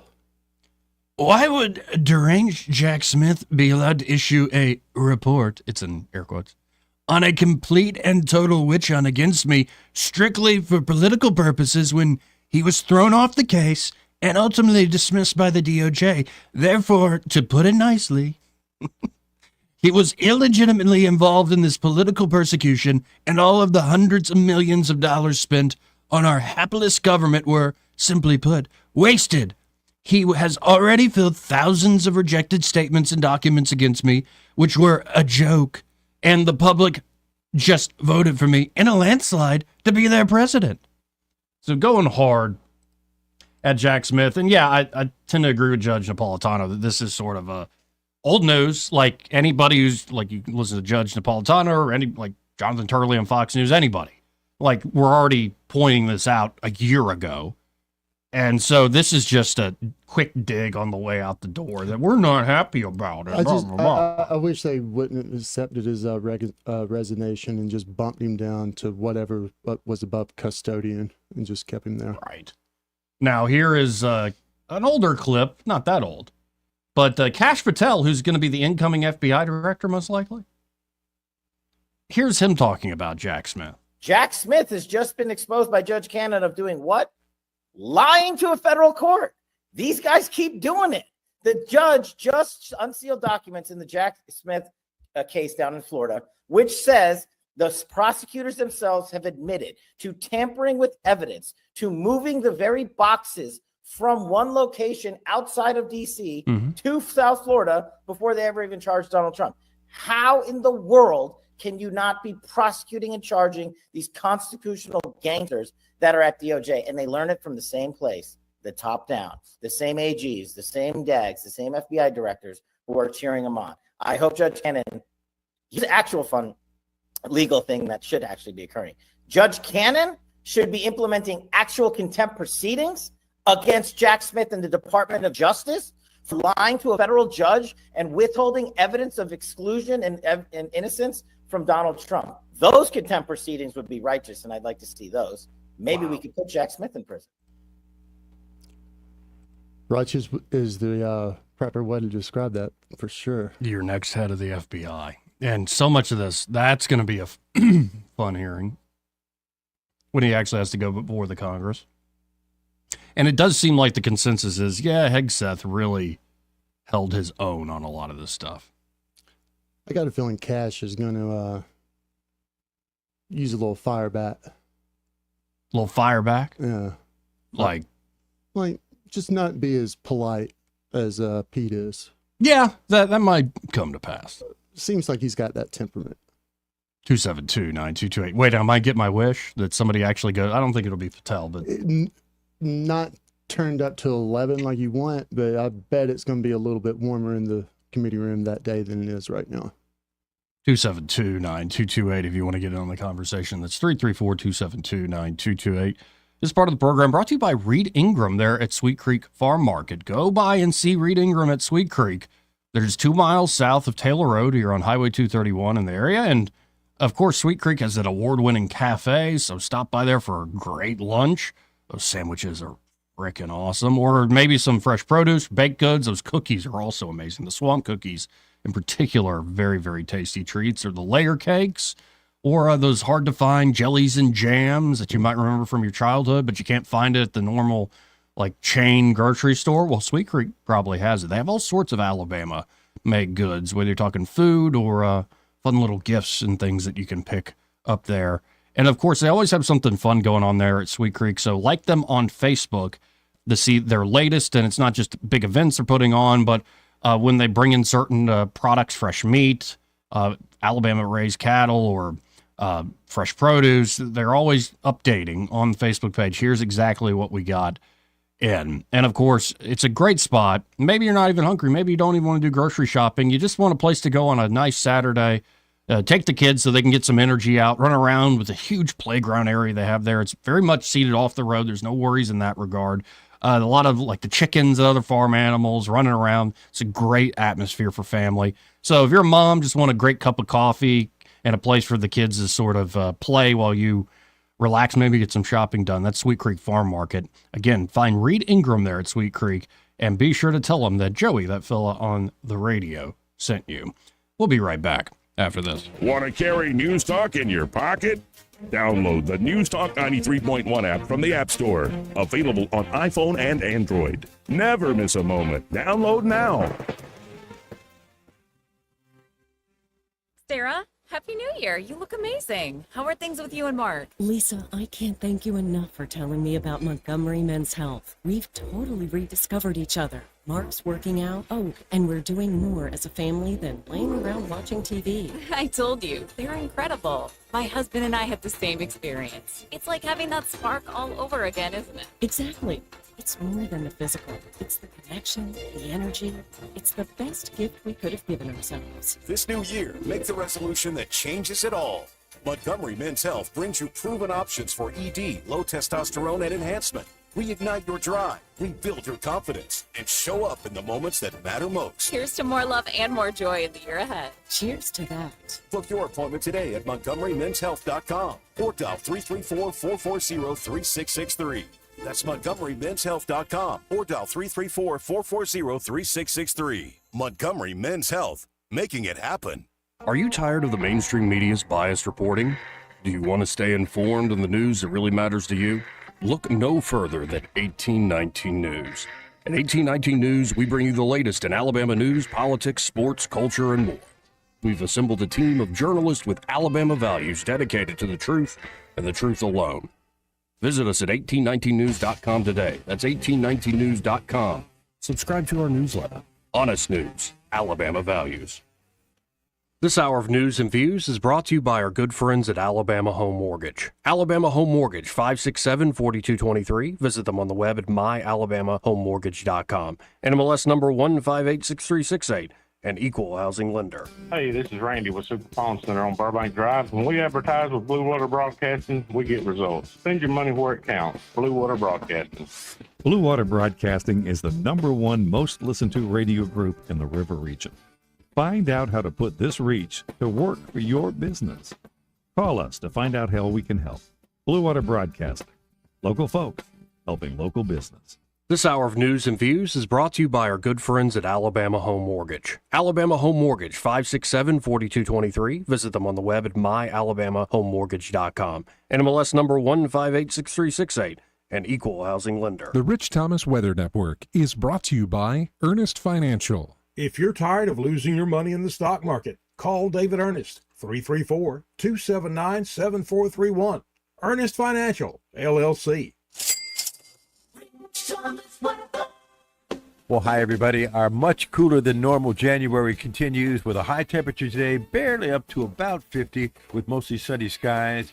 And then mostly clear tonight. We're headed back to the upper 20s for the overnight low temperature. More sun, chilly tomorrow and Thursday. 53 Wednesday, 56 on Thursday, 20s at night.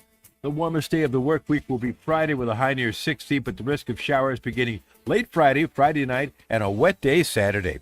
From the Blue Water Weather Center, this is Rich Thomas. Live, local talk. The River Region's most trusted voice for news and opinion. News Talk 93.1 FM WACV.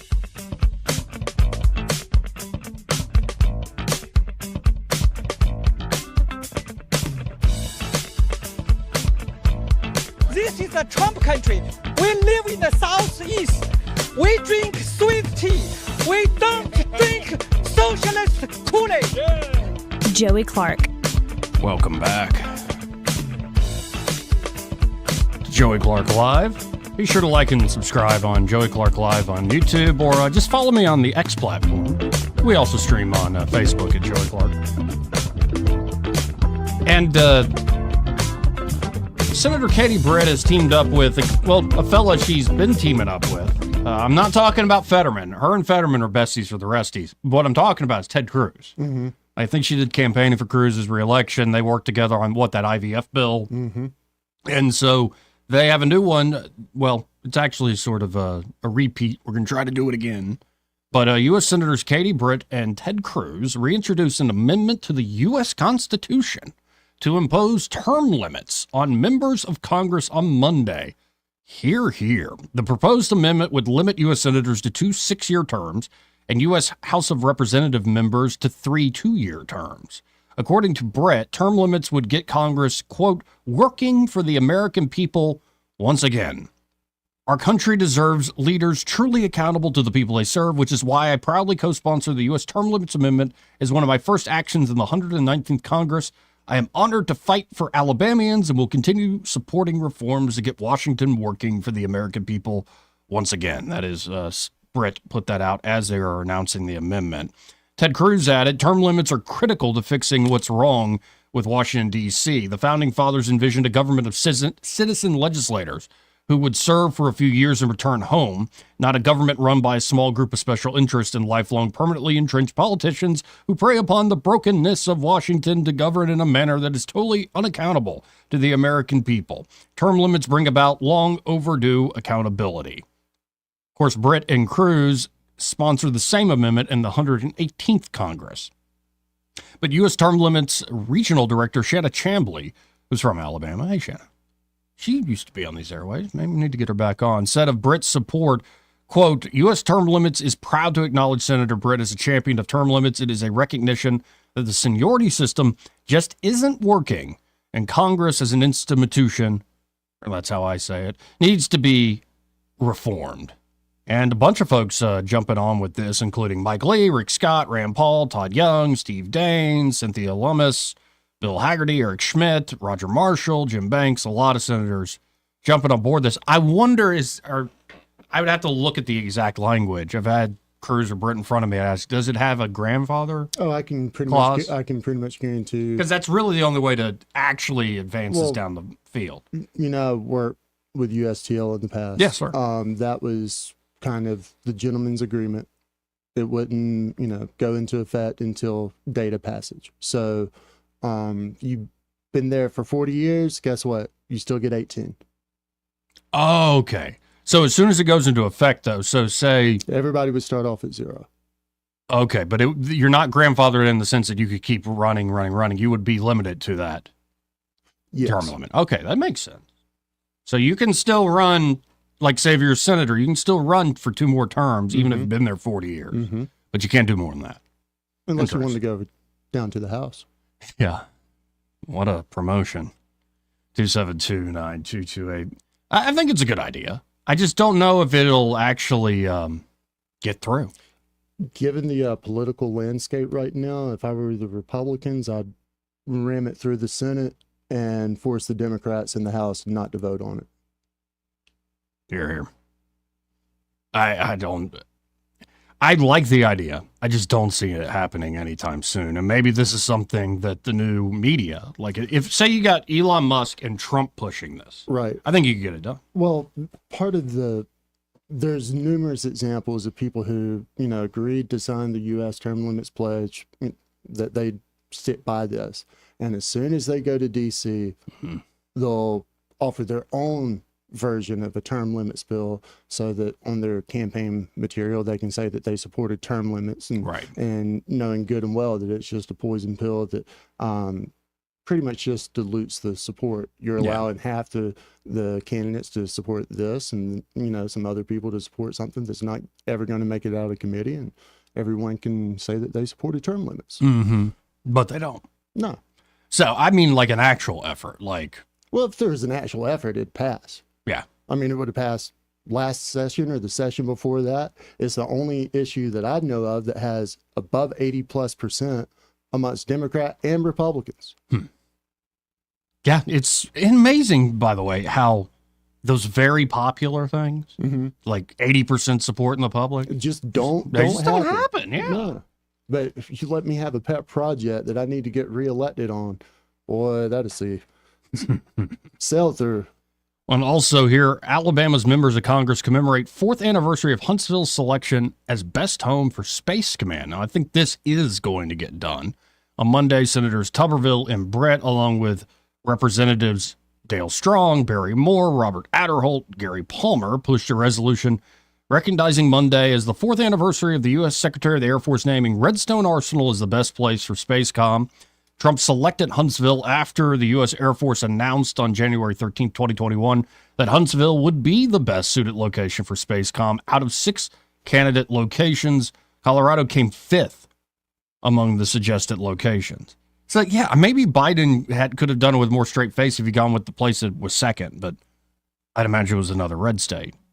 How many officials not named President Trump do you think line up to take credit for this? I mean, I'm talking about state legislators. Oh, everybody. Oh, yeah. Everybody. And what many in Washington have interpreted as a politically motivated move. It is a politically motivated move.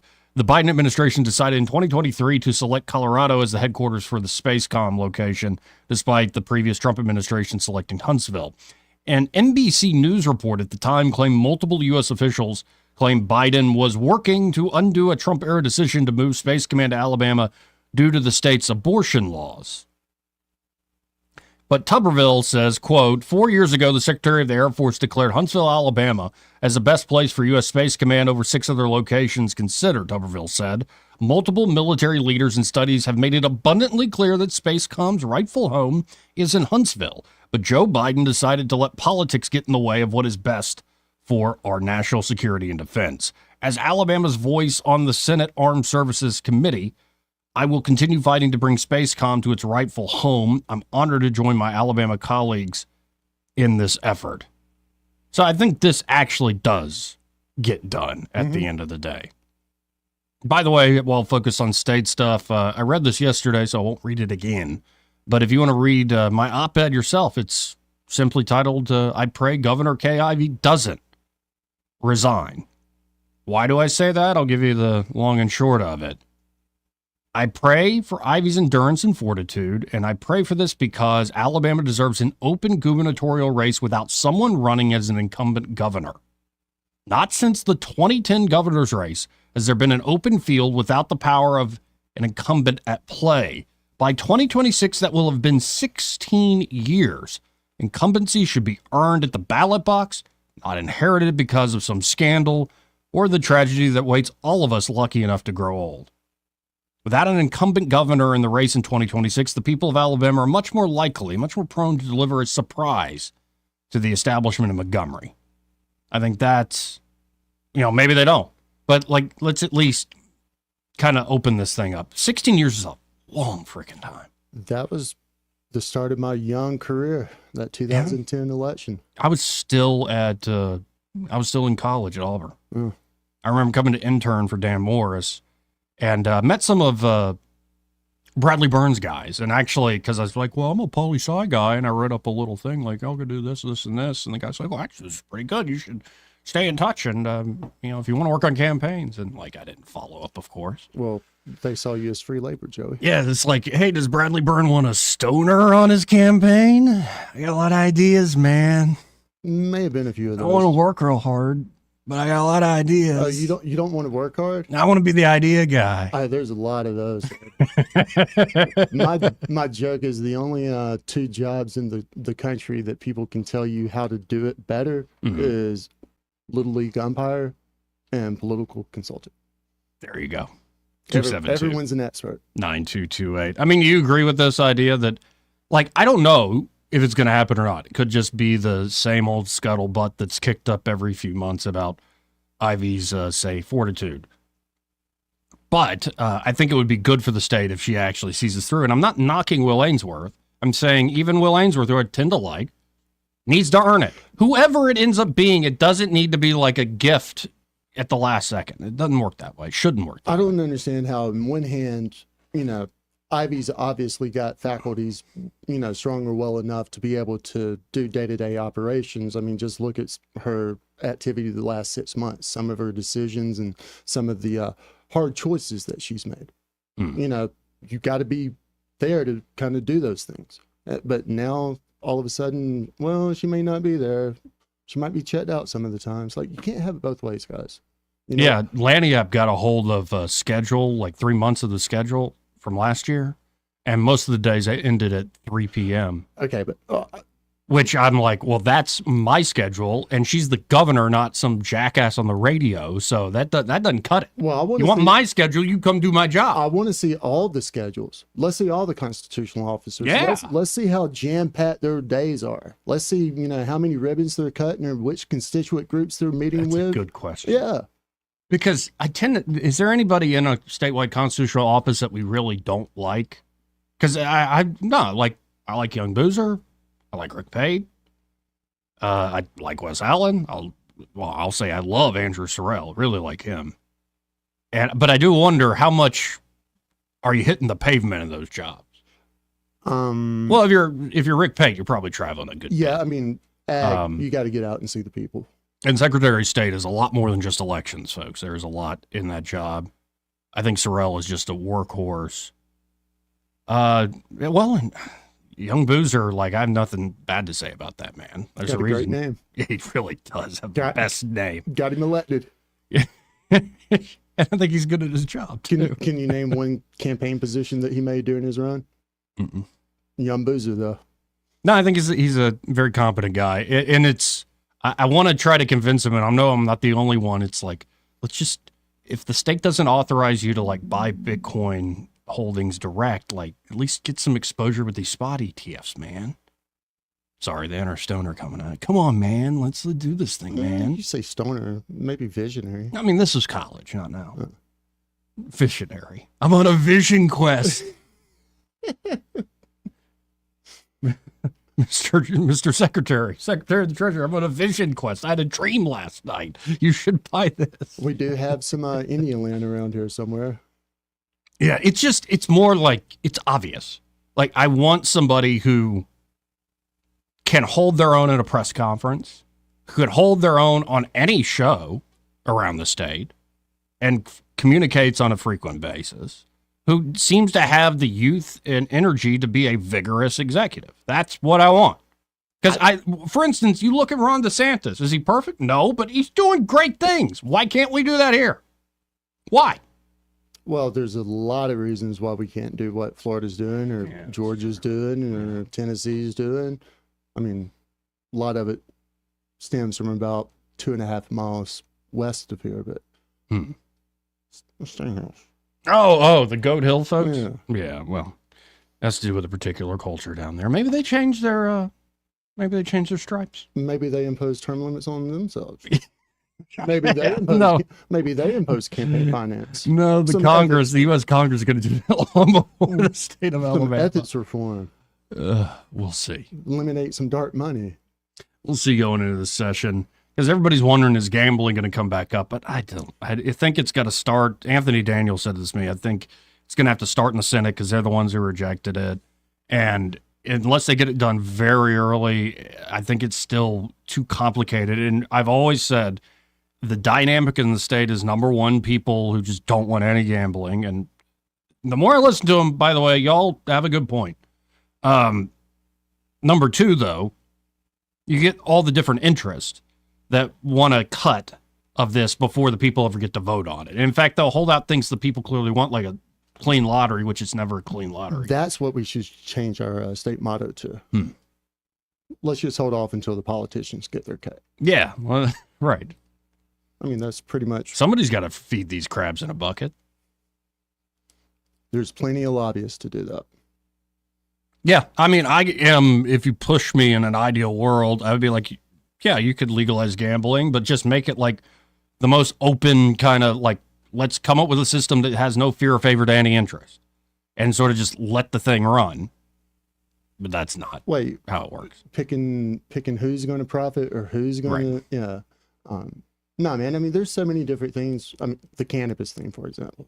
If it was really about helping people, and stuff like that, probably wouldn't be as rigorous of a permitting process. I saw some quotes from the attorney for the Cannabis Commission, Mark Wilkerson, good guy. He was saying it looks like there might be some daylight here. I'm paraphrasing, but I read that the other day. Looks like you might finally get to the point of, okay, we can actually give licenses to everybody on the supply chain. We can get this thing frickin' done. It has been a mess. An absolute mess. It's been, 2-3 years now? 4? Going on 4? Something like that, maybe longer. And what's a shame is a lot of these folks that really push for this, who are the ones that pull on your heartstring, like, did they stay here? Did they move? Like, they're the ones waiting who really needed this stuff. So it's just, again, it wasn't about them, man. I mean, let's be honest. Right. It wasn't about them. Well, and we could have taken an approach like Oklahoma took, where Oklahoma's problem is they got too many people growing. I'm like, well, that seems like a good problem to have. You have the folks that can't actually hold up to the market. Okay, they go away eventually. Like, that's the better thing. Make it to where everybody could kind of jump in, but not everybody's going to actually be the best at the end of the day. Are you just talking about decriminalize or? Yeah, they decriminalized and they had a very generous, people could grow their own, these sorts of things. Mm-hmm. But that was never going to happen in this dear state of ours. Mm-hmm. It's just a mess. It's always a mess. We'll see. There's some good things, I think, that get done on the margins, like issues you don't know about unless you've been through them. For one, I believe tomorrow Andrew Sorrell will be on, State Auditor Andrew Sorrell with Candace Brown. And the issue she wants to talk about is exempting nursing mothers from jury duty. It was brought up in committee last year, failed because legislature said nursing moms weren't being forced into jury duty and all judges would obviously excuse them. Well, they're wrong. Candace Brown has a story to tell. And there are a lot of moms, she put it out on Facebook, and there are a lot of moms responding, going, yeah, this happened to me too. It's like, really, you're going to force a nursing mother to sit in, can she nurse in the jury box? I mean, she's got to be there. I don't see why or how you can restrict her. So, like, we're going to talk about that tomorrow a little bit. I think I would love to talk to Rita Ingram and others, maybe Senator Barfoot, about a crime package, what might come about there, because it's not just Montgomery with force issues, Birmingham with force issues. Everybody's got issues in some way or the other. I think that might be coming out. There's always things on, little things that aren't the big lifts that probably get done that are for the better. But Yeah, but why are we focusing on the small things that, really don't impact the masses? I mean, like, because all the big things that impact the masses end up being, a way to feed those hapless politicians. Well, here's one that just drives me, bonkers. I still can't understand why this is the case. Can we just please kill the old fossil remains of Paul Harbert and the... Now you're speaking my language. The AEA So, like, combine the budget? Yes, combine the daggum budgets. Mm-hmm. I mean... That's a big lift I would be all in favor of. Most people are. Yeah. I mean, I still don't understand why we have two different budgets. Right. I don't understand why education has more than every other component or aspect under the general. Yeah. No, I think that's and that's a great way to also sort of drive our own Doge program, so to speak, government efficiency program. You combine the budgets, that opens up all questions. And so you can really start getting into it. Now you're starting to get to why it's really not happening. Right, because we'd actually have to address the way all the different departments work and who's actually going to get money and for where good the reasons. money's going, and But it should happen. I mean, folks have been asking very smart conservatives, though at times I don't really consider myself very smart or a conservative, but they've been asking that. Well, you know, that's like, just I think that's a good solution. that's Combine just, the budget. That's just a common sense thing. Yeah. I mean, I think it's Nebraska. Another one of my little pet peeves, going back to the whole gambling thing, like how much time's wasted on that. I think it's Nebraska. Nebraska, if I'm correct, they can't introduce or address any other legislation until the budget's taken care of. Interesting. And they operate year on, year off. 1 year it's the budget. And we have something that like that acts like a filibuster almost. So there's a little bit of that here in Alabama. It's not the same way though. Like there's still a lot of other issues addressed before the budget gets done, but there's a threshold in the vote before the budget gets done or something like that. I'm sure someone more educated than I am myself can not speak hip on to that. all the parliamentary tricks of Goat Hill. Excuse me, pardon me, folks. I ain't lieutenant governor. But Alabama, we'd love to say, well, they're not going to be doing anything or stealing from you if they're not in session. The Nebraska model, 1 year they do the budget, the next year they do everything else. So it's, you can keep your eye on them and they're just handling the budget. Well, and they asked me like straight up, Joey, what do you really want? Like nothing. I want you to do nothing for me. I want you to leave me alone. I want you to stop taking taxes. Well, what about other people? I'm like, then go join a church. Isn't that the whole point? Or start a nonprofit or something. If you want to help other people. Cut some regulations, man. Oh, is it the occupational stuff? It's insane in this state. There's so much, and these have been low-hanging fruit, in my opinion, for as long as I've been doing this, over a decade. We've had a supermajority in this state under Republican control since 2010. Right. How much has actually changed for the better? Or more ethical, right? You and I might be. Our listening audience might be. Yeah. We haven't had, a federal official, or excuse me, a state official indicted in like 3 years. We got to hit this break. First, this part of the program, in fact, the entire hour, brought to you by Alabama Home Mortgage. And they're at Alabama Home Mortgage. Kim Williams and Madeline Cannon are ready to help you. Whether you're looking to buy a home here in the new year, all starts with pre-approval, and they'll walk with you every step of the way from pre-approval all the way to closing day. But of course, they also can help you with a great refinance deal.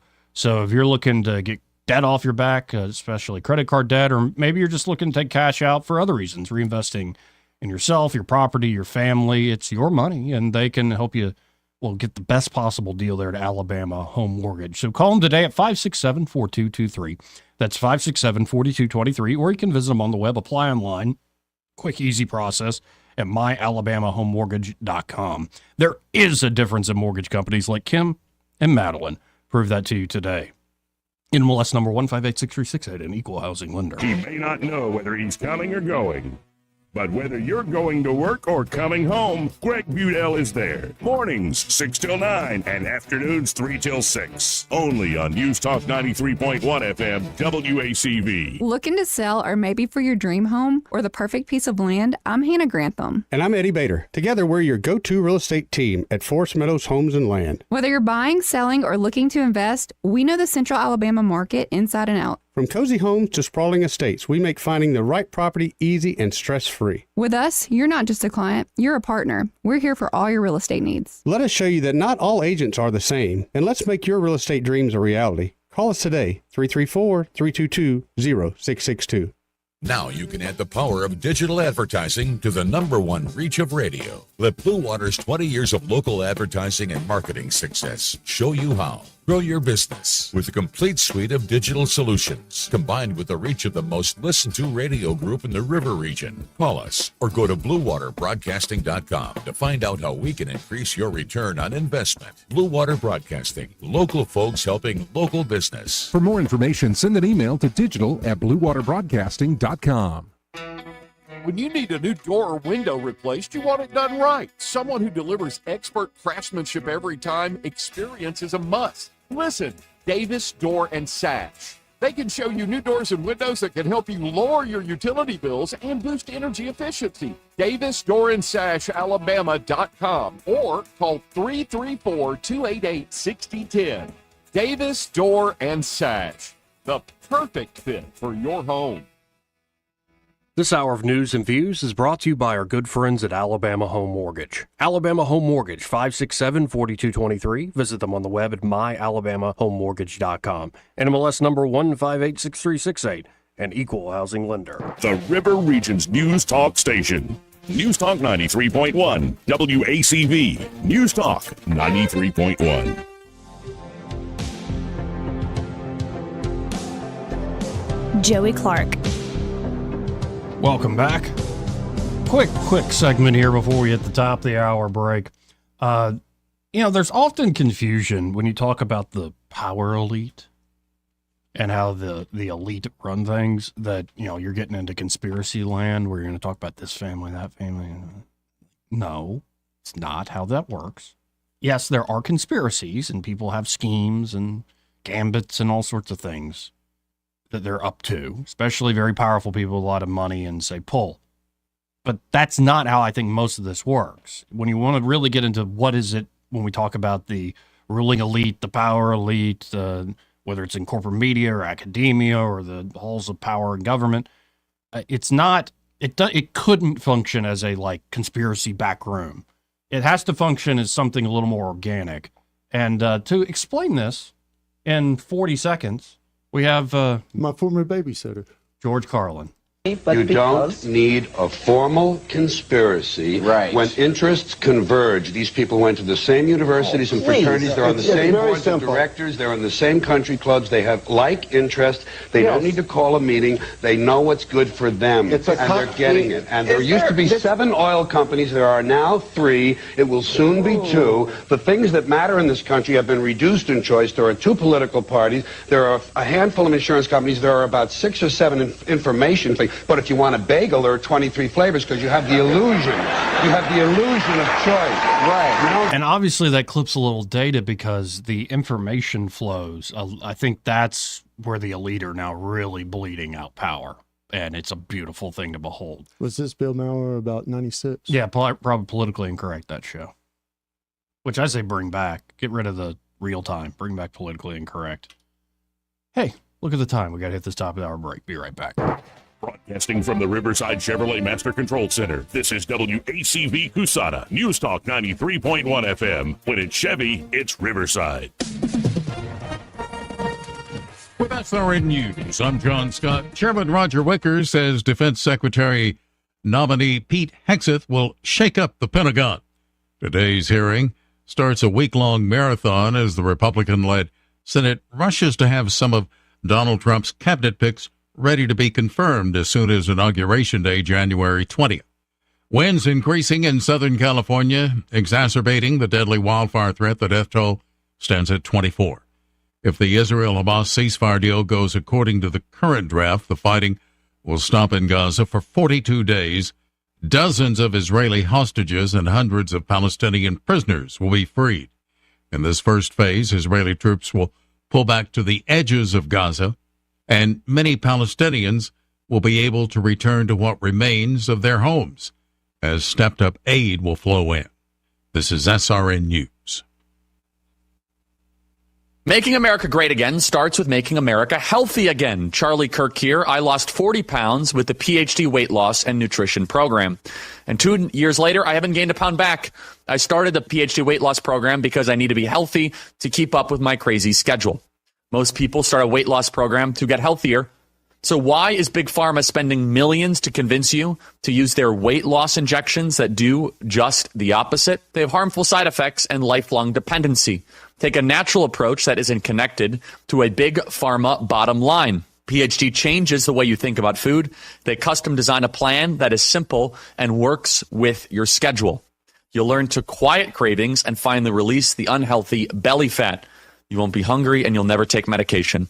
Call 864-644-1900 to schedule your one-on-one consultation or visit myphdweightloss.com That is myphdweightloss.com, 864-644-1900. Rich Thomas Weather, a service of Wiley Sanders Truck Lines, where over-the-road dump truck drivers are needed right now. Home twice a week and every weekend. Must leave early on Sunday with Blue Cross Blue Shield. Call them now at 855-777-9785. Well, hi, everybody. Our much cooler than normal January continues with a high temperature today, barely up to about 50, with mostly sunny skies. And then mostly clear tonight. We're headed back to the upper 20s for the overnight low temperature. More sun, chilly tomorrow and Thursday. 53 Wednesday, 56 on Thursday, 20s at night. The warmest day of the work week will be Friday with a high near 60, but the risk of showers beginning late Friday, Friday night, and a wet day Saturday. From the Blue Water Weather Center, this is Rich Thomas.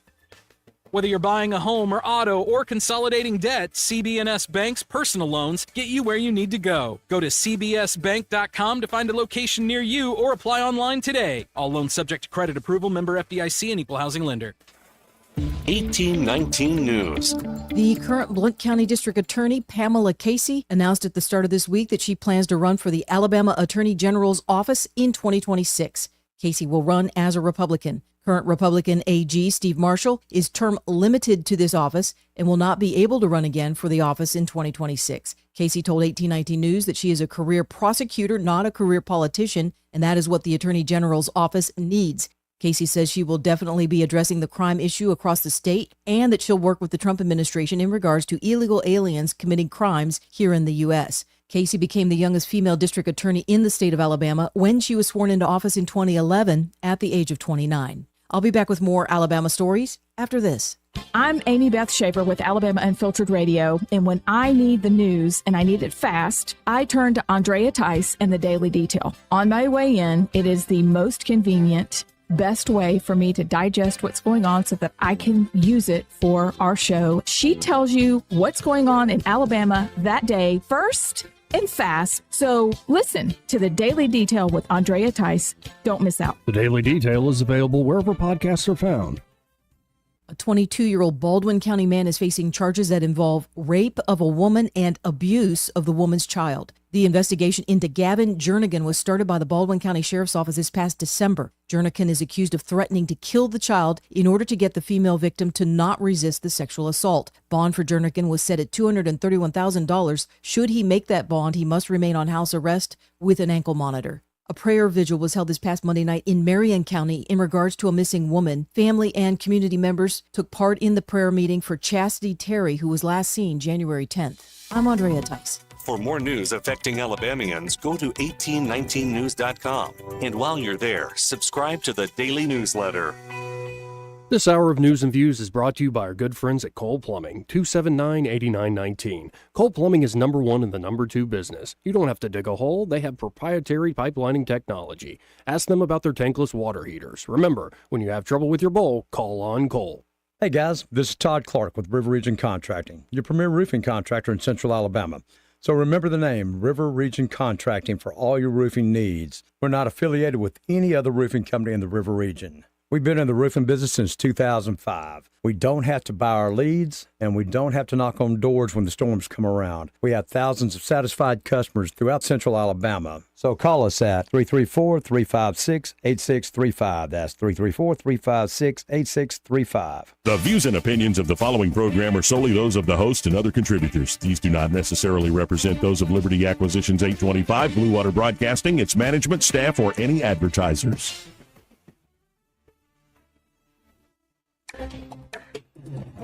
It's time for Montgomery's conversational radio show. It's News and Views on News Talk 93.1 FM.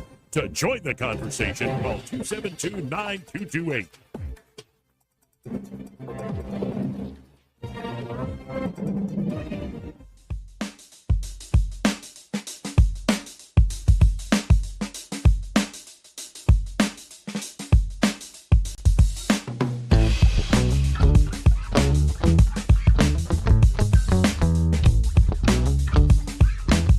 In politics, man must learn to rise above principle. It's all a fugazi. You know what a fugazi is? Fugazi, it's a fake. Yeah, fugazi, it's a wazi, it's a woozy, it's a... fairy dust. It doesn't exist. It's never landed. It is no matter. It's not on the elemental chart. It's not real. Right? Joey Clark. Welcome back to News and Views in the afternoon. Quick grandfather update. You know, we've been watching old good TV shows, and we did finish Game of Thrones. The end is very disappointing, but it's not as disappointing I think folks made it out to be. And plus, the first 6 seasons are fantastic. Wait, this is your first time finishing it? No, you with the Gramps? No, with Gramps. Yeah, I call him Pa. But my grandfather Ron, he had never seen Game of Thrones, and my aunt and uncle got him. You're showing him all that filth and all that stuff. I'm like, it's a good show, and the man's 80-something. He's a grown man. He can watch what he wants, and he likes it. Number one. But he was a little disappointed in the end. I'm like, yeah, you and everybody else when this thing ended. Join the club. So we were looking for another new show to watch. And I bring all this up because we just played that Matthew McConaughey clip from, Wall Street or Wolf of Wall Street? Watched it last night, actually. I need to rewatch that. It's a good movie. And so I'm like, it's really good. That isn't as long as Game of Thrones. First season of True Detective. Love it. And so we watched the first episode of that. And it got done. And, he laughed at some of the parts, and especially the dynamic between Woody. Yeah, and McConaughey. But then, the first episode hour gets done. It's only an 8-hour first season. What do you think? He goes, well, I came in biased. I didn't like Matthew McConaughey to begin with. This didn't help. And I'm like, really? Yeah, because he's a crazy nihilist, especially in that first episode. You don't get to the redeeming parts until a little later. I love that, though, man. I mean, I love it too, but yeah, he was like, no. Him doing all that weird musing that he does. I can smell a serial killer's fear, or I'm in a memory of a bygone town. But that was part of the, what's the condition where your senses are cross-wired? Yeah. Like it's the same. I know what you're talking about. Yeah. Like a lot of people who play music can see sound. Yes. Yeah, it presents itself as color. I think John Mayer has that too.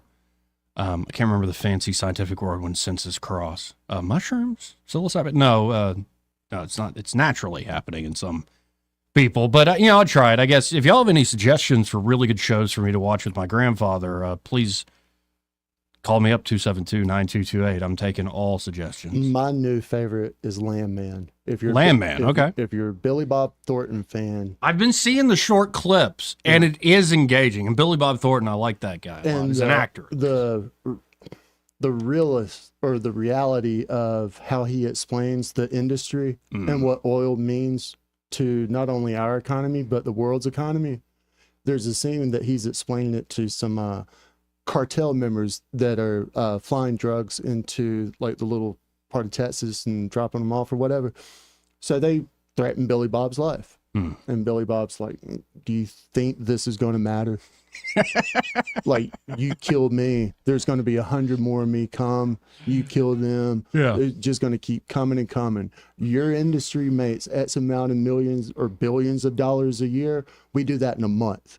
It's right. Just like, hey, it's cute what you little guys are doing for your spare change down here.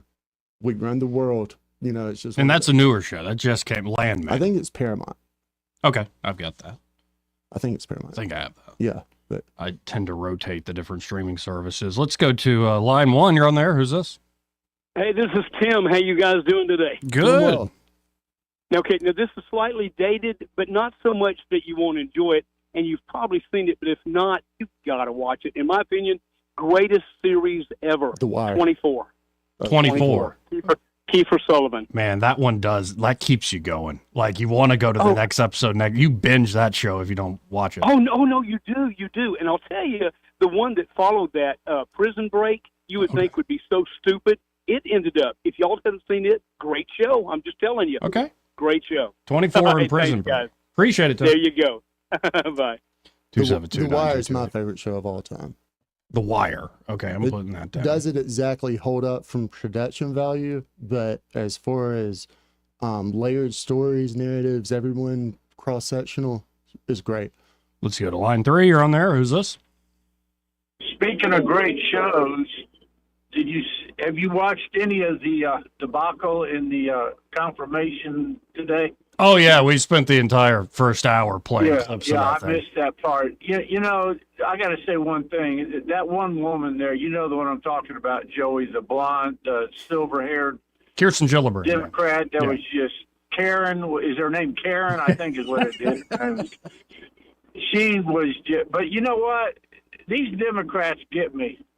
They're throwing all this crap and doing all this crap, and they're the same idiots that approved a fat man dressed like a woman to be the health director. Now you figure that one out. No, it's been. I thought Hegseth came out like he was fine. He's going to get approved, and he held his own just fine. Yeah. I like the guy that I just caught it in the guy that said, "How many of y'all come in here drunk? How many of y'all got divorced and ran?" You know, he said, "Come on."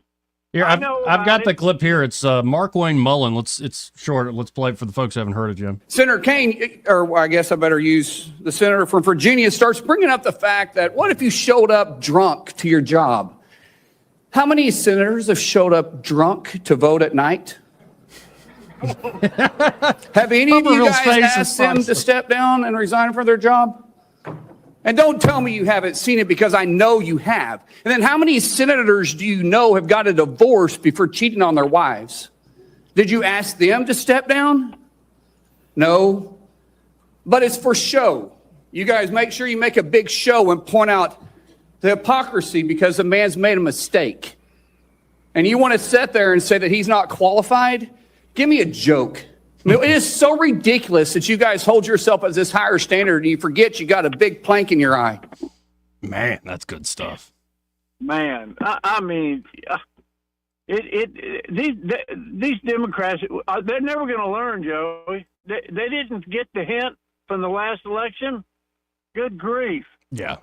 And some of it, it's not working. It's going to be interesting as we see more of these hearings unfold. But I appreciate it, Jim. I'm looking forward for 1 week from yesterday because. Oh, yeah.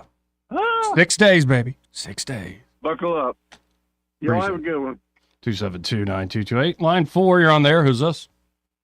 If you're going to hang out with Pops and watch Landman, there is brief nudity, and if he has heart problems, keep the nitro on hand close by, because the wife and the daughter, my wife said I was a pedophile for watching it, until I explained to her that the daughter was really over 21 years old. Okay, that's important. So it is. Did you see the latest edition, Byron, where they had the Paul Harvey clip about oil? No, I haven't watched the last episode. Ooh. Oh, Paul Harvey was a prophet. I had never heard it, but they said oil was the new gold and it would rule politics, and you need to yes. I won't spoil it for you, but Landman is I actually got her watching it now, but it's nice. The language is corrosive. Okay. Oh, no, we just went through Game of Thrones. So if we're worried about shock factor with my grandfather, we're already past that. He's been conditioned.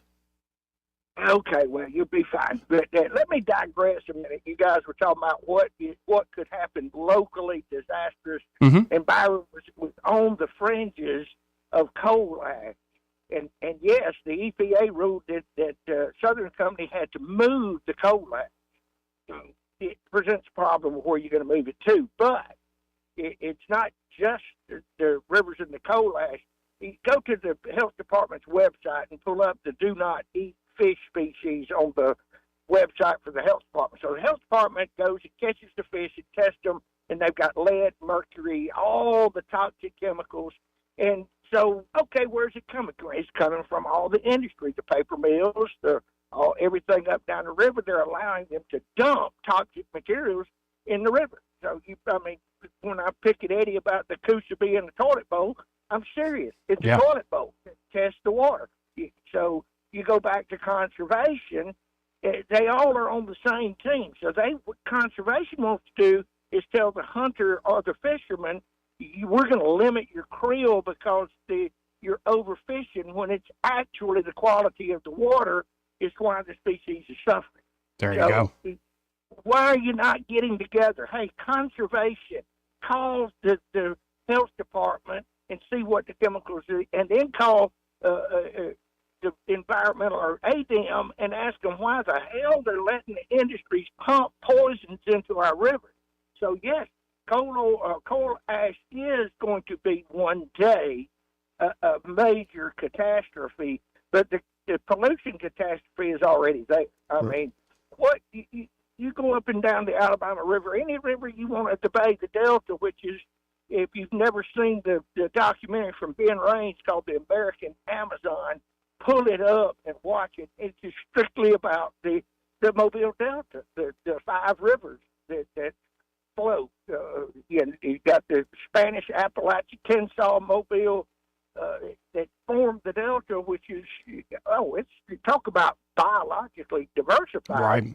But then when you try to get into river keepers, those people are absolutely freaking insane, tree hugging.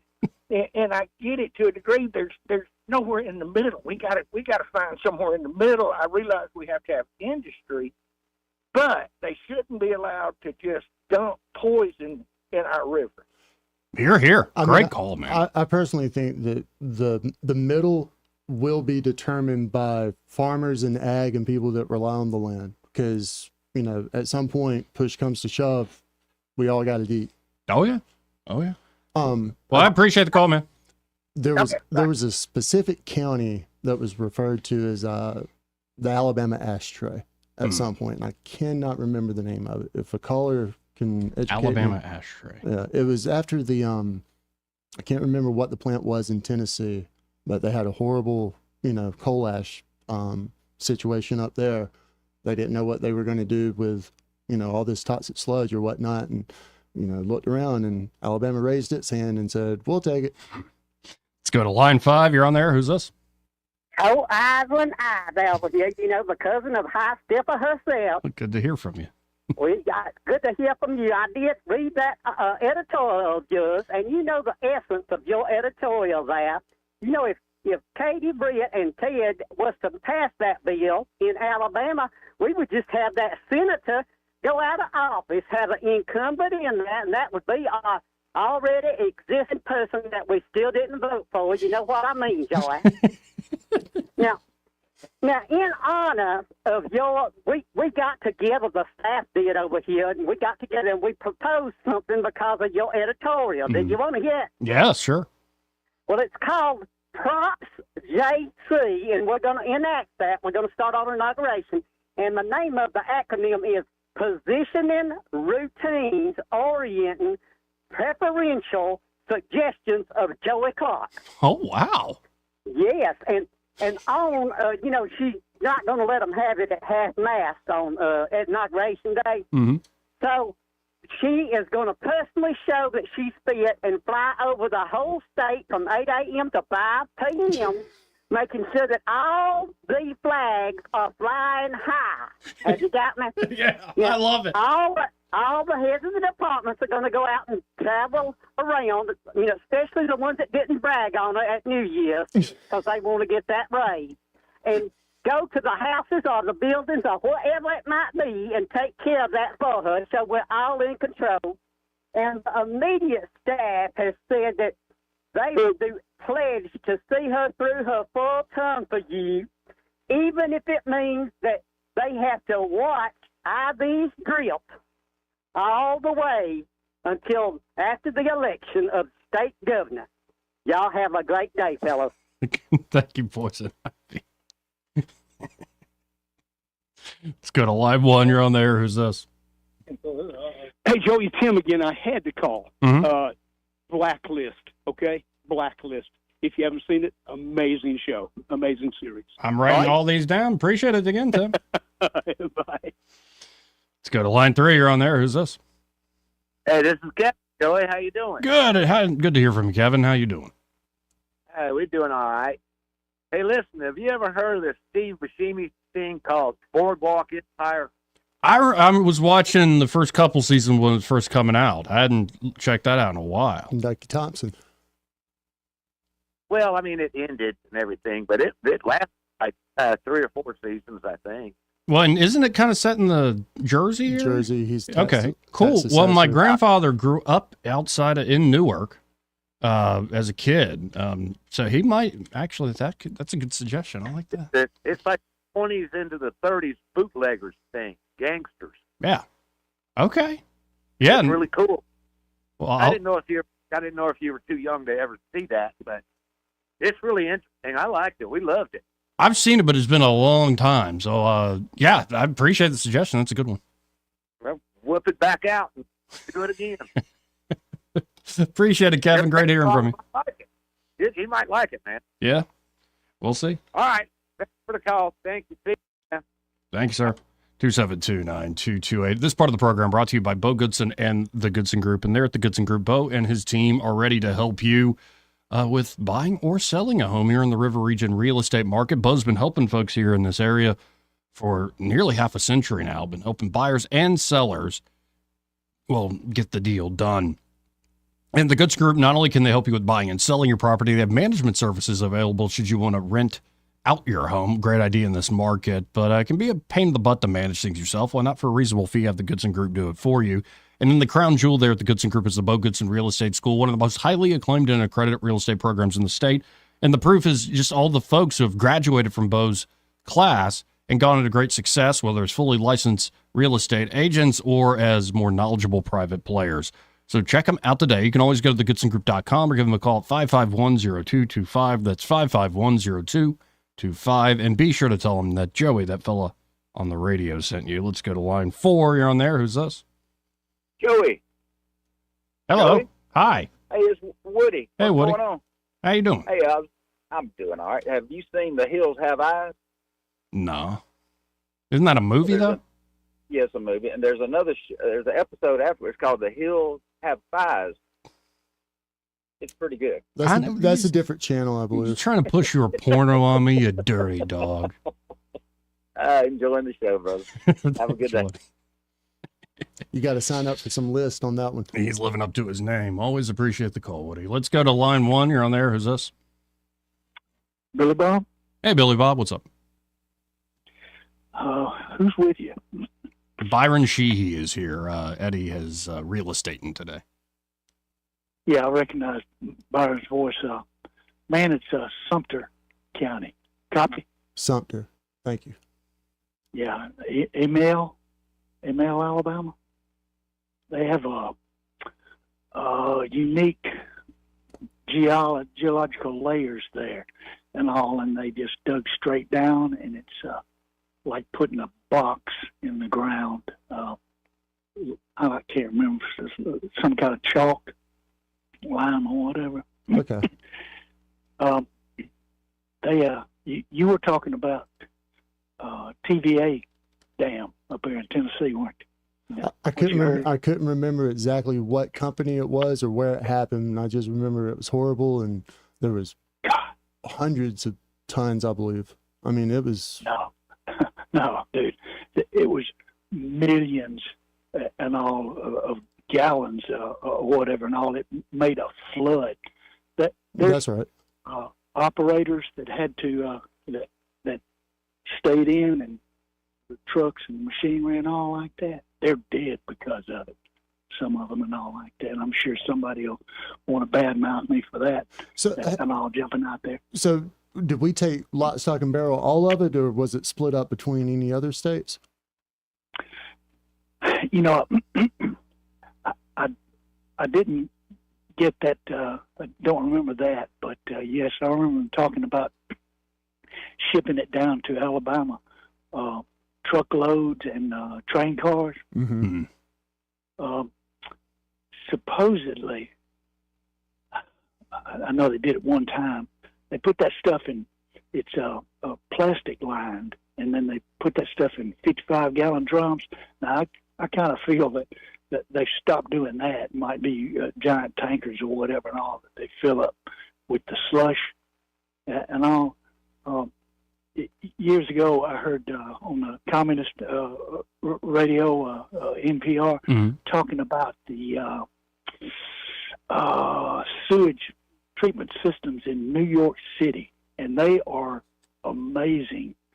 And they would ship that stuff down to, sure enough, Alabama, and store it down there. And that, by the way, that's the governor that was involved in that.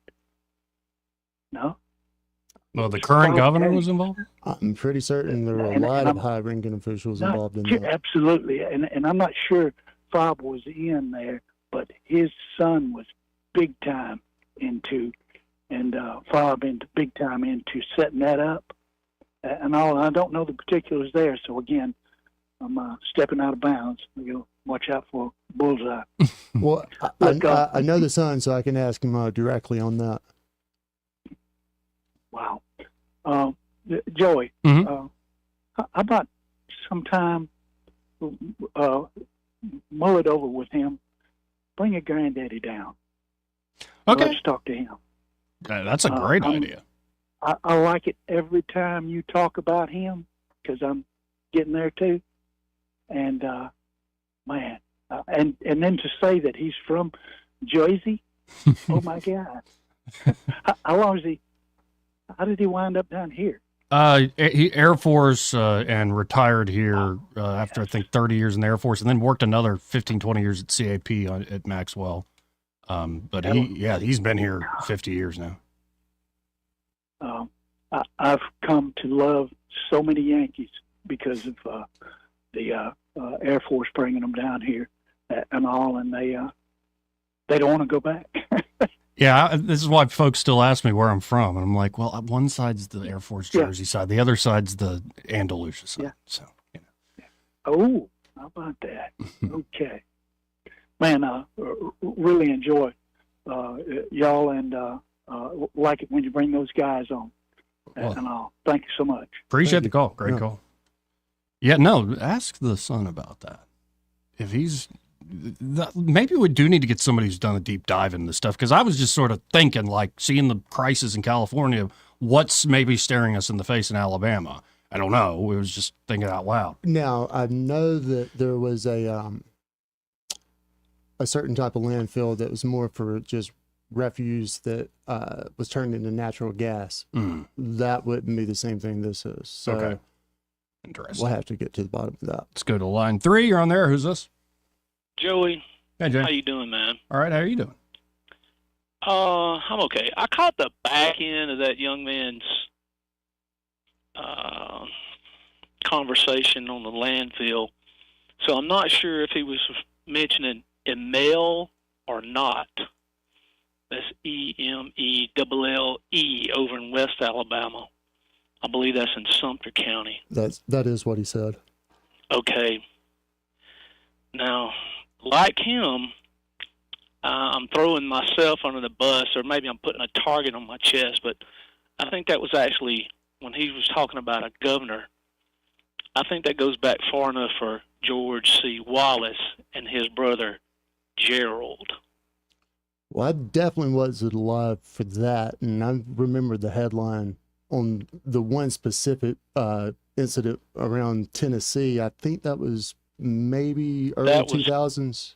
Yes, and that material was dumped in a landfill in Perry County. Okay. A certain somebody, I won't call his James, wrote at least one op-ed that ran in the Selma Times about that particular piece. But the guy on there before, let's go back to Emelle before we pivot. Mm-hmm. I think the man was Jimmy Evans. He was a district attorney out of Montgomery. Now, he was applying his skill set and his position to expose as much as he could about what was going on in the largest toxic waste dump on the planet is in Alabama over at Emelle. And all of this stuff was going on in the late 70s, early 80s. And it's a funny thing on our laws on the books. Anything that's left here in Alabama and I'm not sure it's any different anywhere else, the responsibility for the cleanup belongs to the citizens, not the company that leaves it there. It's a funny thing. And the reason I'm privy to that is because of the science classes that I took while I was at AUM under William Cooper and others, but mostly William Cooper. I mean, this is something that really had a burr under his saddle. But just to give you and that guy Robert, for example, let me pivot. Robert, that man is one that has information, understands what's going on, and can really synthesize and pull things together. I've heard him talk on other radio programs, and he knows his material. He's not new to this game, and he's not a passive bystander, I don't believe. But July 15th, 2014, this is from a newspaper article, Montgomery Advertiser. Alabama was at that particular time, and this was like, information is usually 2 years behind because it takes time to gather it. But we're talking Alabama, and we're talking discharge into streams, creeks, and rivers. All right? Keeping in mind that the city of Prattville, even though it's the fountain city, it pulls its water supply from the Coosa, okay? Right. Not from the aquifers, but from the Coosa. That's when they got PFAS chemicals. But Alabama is fourth, or was fourth, in 2014, and I'm sure it's gotten better since then. Don't you fellas believe that it's gotten better since then? Oh yeah, I kind of like doubt everything else, right? Exactly. But we were fourth in total toxic discharge, fourth out of 50 states in 2014, and of course then this was data from 2012. Second, in cancer-causing agents discharged into our streams, creeks, and rivers. And we were number one, the best, or if you prefer, the worst out of 50 in total reproductive toxins. Wow. Now, wow. That's what ran in the Montgomery Advertiser. I didn't personally do this research. I didn't review the research, but I can read. There you go.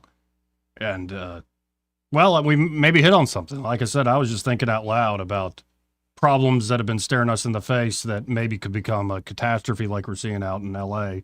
And, yeah, y'all brought up something, educated me a bit on this. I appreciate it. It's ongoing and has been ongoing for some time. I mean, Joey, I got international paper, and you can Google this stuff. You Google the Alabama River,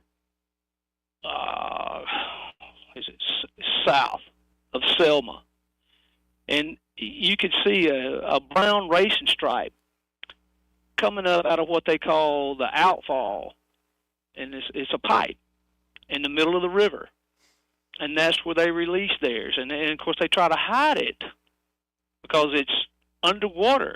But you can see the brown racing stripe in Google Maps. I believe that's correct, Google Maps.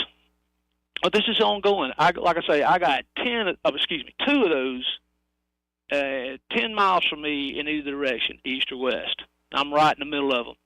And, well, it could be problematic. Just a matter of time. They tell me that by 2050, 74% of the population will be living within a mile of waterways, ocean, Gulf, etc., on 17% of the land mass. That's an interesting point. Mm-hmm. Gentlemen, I've even tired of hearing myself talk, so I know others have. Have a nice day. Appreciate it, James. That's kind of a step down on population, I believe. I mean, isn't it? I'm just pulling numbers, but isn't it about 90% of the world's population lives within 5 miles of coastline? Yeah, I mean, that's a pretty There's just something true about human civilization. Right, that's what I'm saying. Yeah. So 74% by 2050 seems... Well, and I found what you were thinking of when a dam failed in Tennessee Valley Authority's Kingston fossil plant early morning of December 22nd, 2008. In Harriman, Tennessee, they received the worst Christmas present ever, a 1 billion-gallon wave of coal ash that flooded 300 acres and destroyed dozens of homes. Almost 5 years later, this is a story from 2013, as the cleanup effort at Kingston is drawing to a close, the recovered site, minus the homes and original aquatic habitats present before the dam breach, is being shown off on monthly guided tours. The cleanup effort removed almost 3.5 million cubic yards of ash from the river and surrounding area.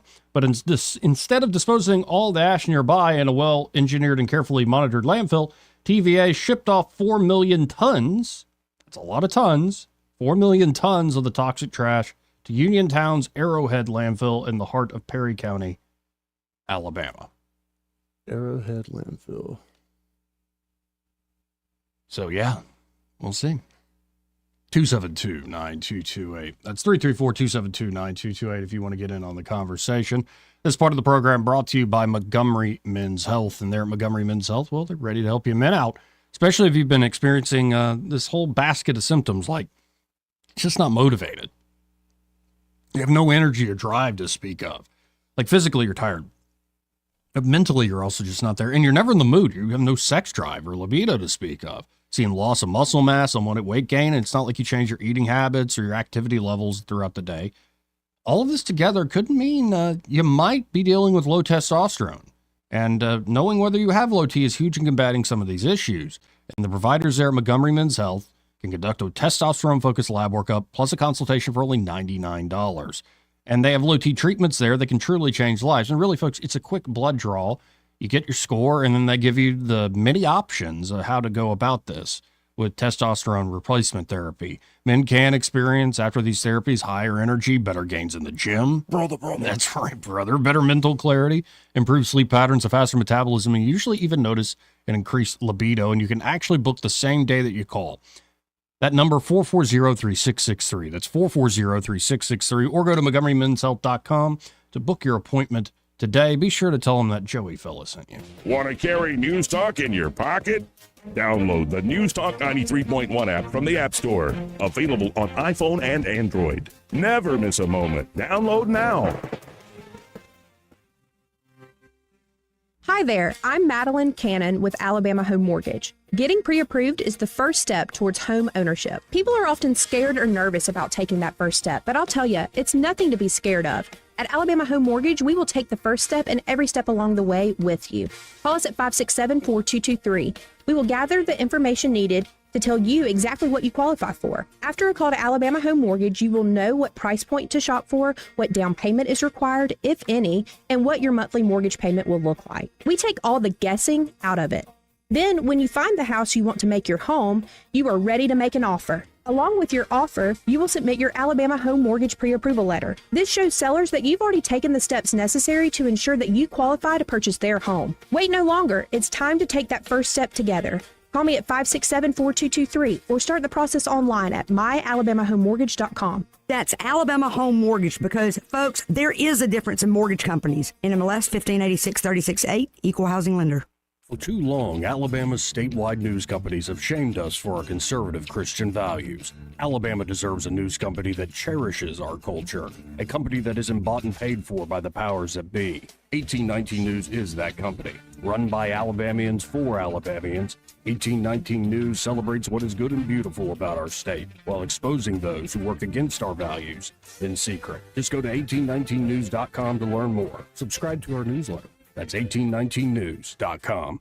This hour of News and Views is brought to you by our good friends at Cole Plumbing, 279-8919. Cole Plumbing is number one in the number two business. You don't have to dig a hole. They have proprietary pipelining technology. Ask them about their tankless water heaters. Remember, when you have trouble with your bowl, call on Cole. Adams Drugs has been committed to the healthcare of the people of the River region for over 62 years. We value the trust each customer has in our pharmacists, techs, and entire staff. If you have not experienced the difference of Adams Drugs and are not satisfied with the customer service that you get in the big box stores, we invite you to visit any of our locations and see how committed we are to your satisfaction. Adams Drugs offers a variety of services that you will not find in all pharmacies in the River Region. Personalized compounding, area-wide delivery, wellness screenings, immunizations, medication consultations, and specialized packaging, just to name a few. Visit us at our website, adamsdrugs.net, and find the location nearest you. Adams Drugs has 12 convenient locations to serve you.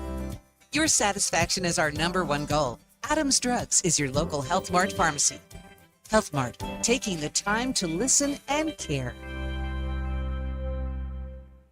Hi, this is Jeff Mallinson with Georgia Floors Direct, and I want to talk to you about Blue Water Broadcast and how they've helped my business spread the word. As every small business owner, I have to look at my advertising dollars carefully, and Blue Water Broadcast helps me get the most for every dollar I spend. I'm so glad to be a part of Blue Water Broadcasting and what they bring to Montgomery. Radio works. It's as simple as that. Call us to find out how radio can work for your business.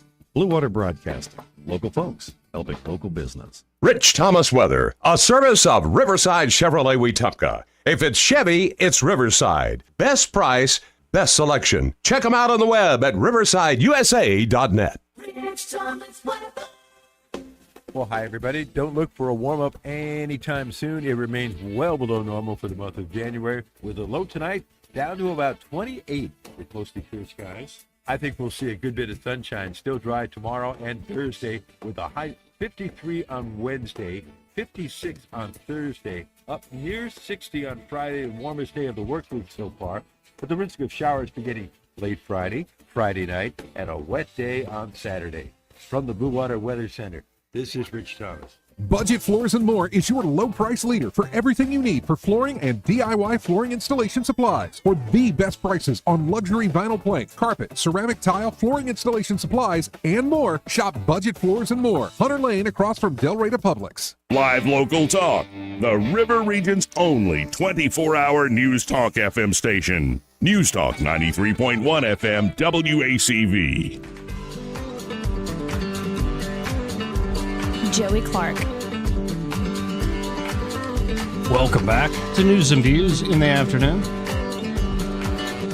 272-9228 if you want to get in on the phones. But, you know, we played all these clips from the Hegseth hearing, and we didn't get to the one guy. We're saving the best for last, baby.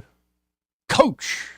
You can call him Coach, but the United States Senator Tommy Tuberville, who seemed like he's in good spirits, man. He just, like, watching his facial reactions, how he's hanging out there, like, he seems to be having fun right now in the majority. It's kind of like whenever, about a month before the election, we saw Trump just bebopping around, dancing for 30 minutes, not really having a care in the world. And you watch these folks enough. Like, I'm not close with Tuberville in the sense, like, you know, I'm close enough to be like, hey, how you doing? And talk to him for a second, but I don't know him, but you do watch him enough to where you start to read them and see their little ticks and idiosyncrasies. So I think he's having a lot of fun right now up there in D.C. at this moment, at least. And so let's tune in. This is, again, Coach Tuberville questioning Pete Hegseth today earlier. Tuberville. Thank you, Mr. Chairman, and thanks for your hard work and your committee's hard work, Mr. Chairman. This is going well. I'd like to submit this letter, topic conduct at Vets for Freedom for Hegseth. I'd like to submit that for the record, please. Without objection. Mr. Hegseth, thanks for being here today. Well done, Coach.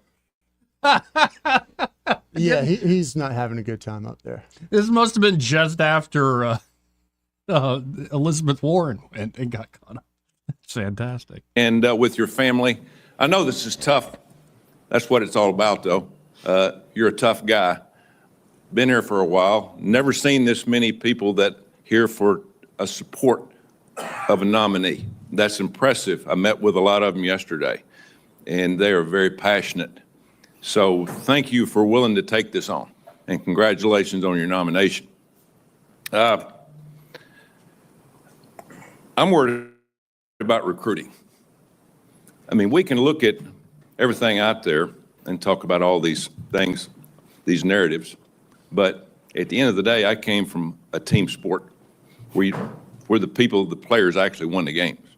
And that's what's going to happen here. You're not going to win the game.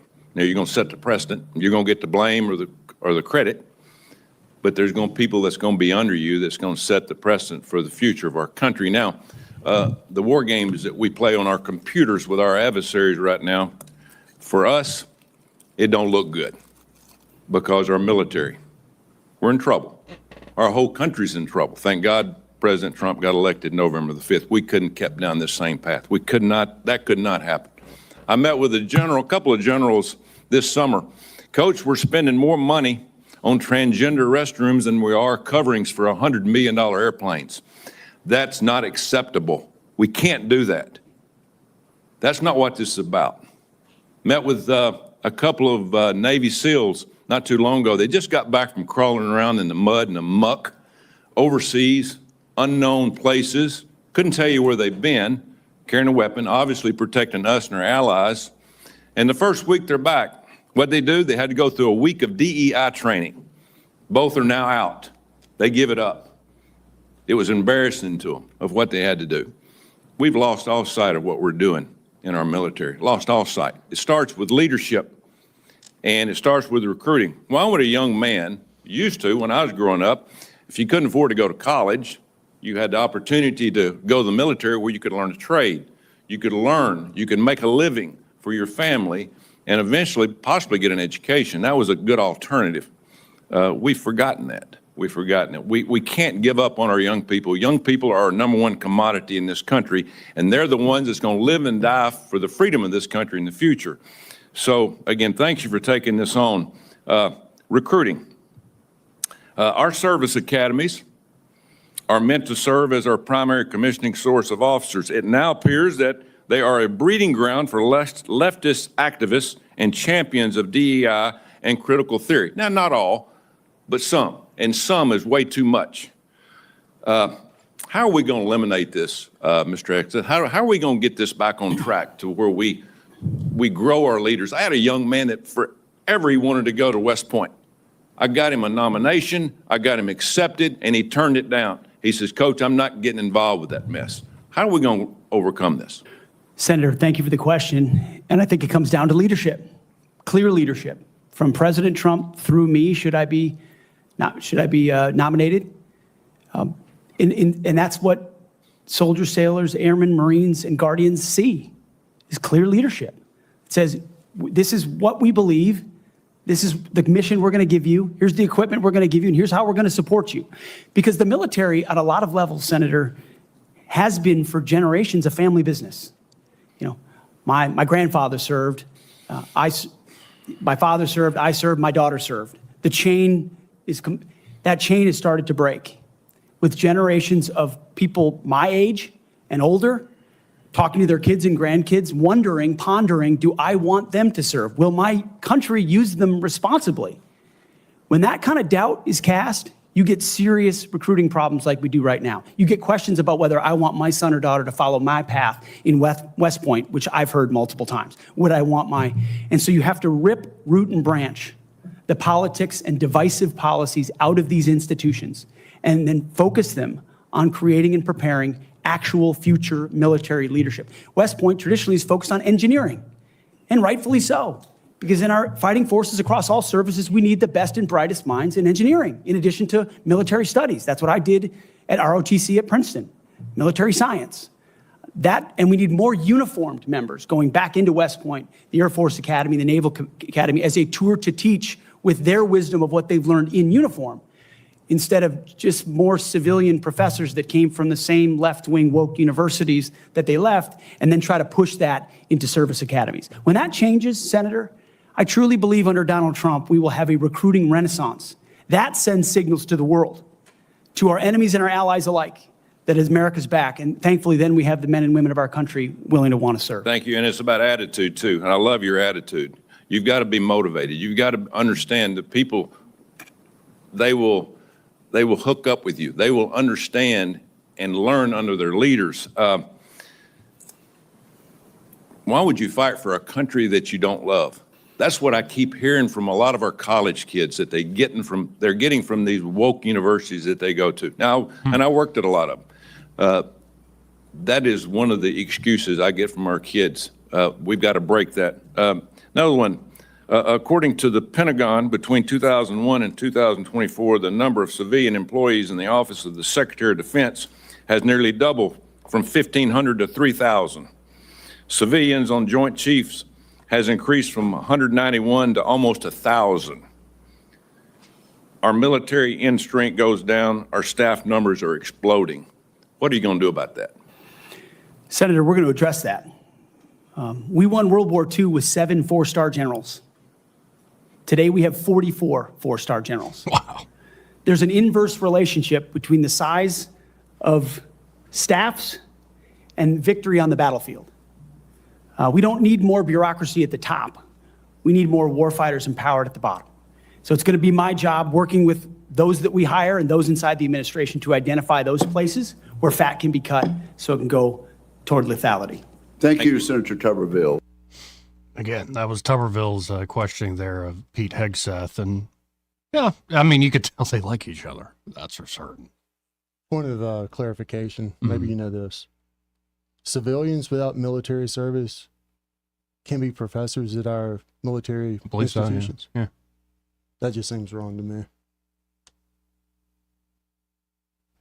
Yeah, I'm pretty certain. And I mean, there's clearly some brilliant minds, and they just love military science. And, right. Like they never served in uniform, but they really know their stuff. I see his point though. Like bringing more folks that have that real world experience into the fold makes a lot of sense. Yeah, unless you've, smelled the gunpowder or, been over and know the difference between a friendly explosion and a hostile explosion. Or dealt with the bureaucracy. Yeah, no, man. I mean, like, I don't know. I feel like if we're sending those bright young minds to be the leaders of our warrior class, they need to be taught by warriors. And I'm glad we have one that's going to be the head of our defense. This part of the program brought to you by Josh and Leslie Ryder. They're at Dillon Rings. Again, they are a full-service jewelry shop ready to help you, whether you're looking to do custom design work. Josh Ryder does amazing work. So if you dream it, that guy can make it a reality. Maybe you're combining 2 pieces of jewelry. Maybe you inherit it. You want to remember somebody. It could be poignant. It could be fun. It could be you just want something that's unique to you that looks great. They can help you out there at Dillon Rings with that custom design work. But of course, they also have an amazing selection from high-end jewelry items to that everyday jewelry that's not going to break the bank or break your heart, say if you lose it on a beach trip or hiking through the mountains or something, or on a fun night out. And then, of course, they have things like spa treatments. So maybe you have an older piece of jewelry you love that you do not want to part with, but it doesn't shine and shimmer like it once did. Well, they can clean it up, make it shine and shimmer like it's brand new again. And also repairs. They do it all there at Dillon Rings. Anything you might want to be looking at in terms of jewelry, Josh and Leslie Ryder can help you out. So check them out today. Just stop by 119 Brown Springs Road here in Montgomery. That's 119 Brown Springs Road, just off of Atlanta Highway, kind of where the back end of the AUM complex is. And be sure to tell them that Joey, that fellow on the radio, sent you. He may not know whether he's coming or going, but whether you're going to work or coming home, Greg Budell is there. Mornings 6 till 9 and afternoons 3 till 6. Only on News Talk 93.1 FM WACV. For many children, stability is something they have never experienced. At the Alabama Sheriff's Youth Ranches, we offer hope, healing, and a family to children in need. But behind every success story, our house parents are the heart of our ranches. We're looking for compassionate couples to join our mission. We provide housing, medical benefits, a 401k, paid vacation, and the chance to make a lasting difference. The Alabama Sheriff's Youth Ranches.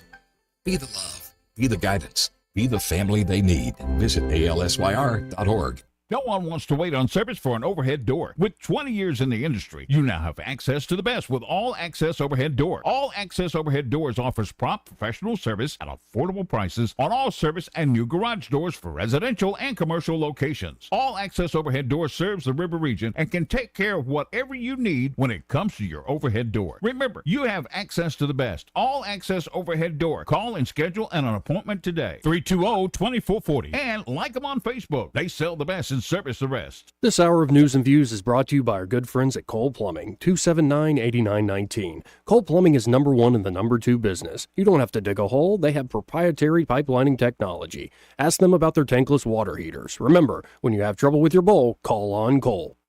On FM, on your smartphone, and online, the River Region's most trusted voice. News Talk 93.1 FM WACV.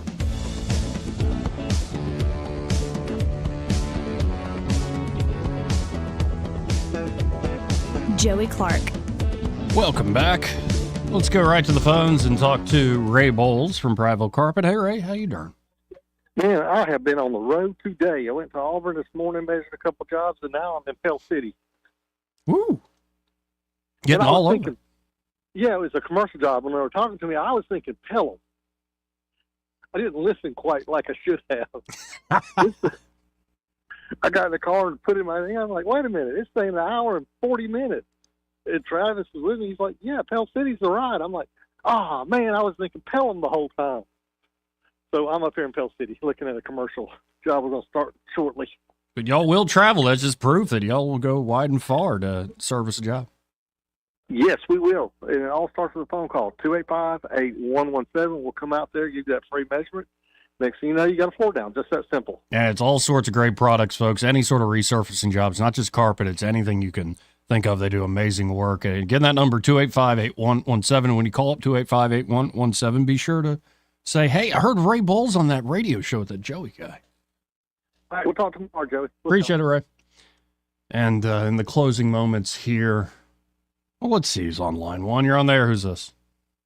How you doing, Joey? This is Mr. Pink. Hey, good to hear from you. How you doing?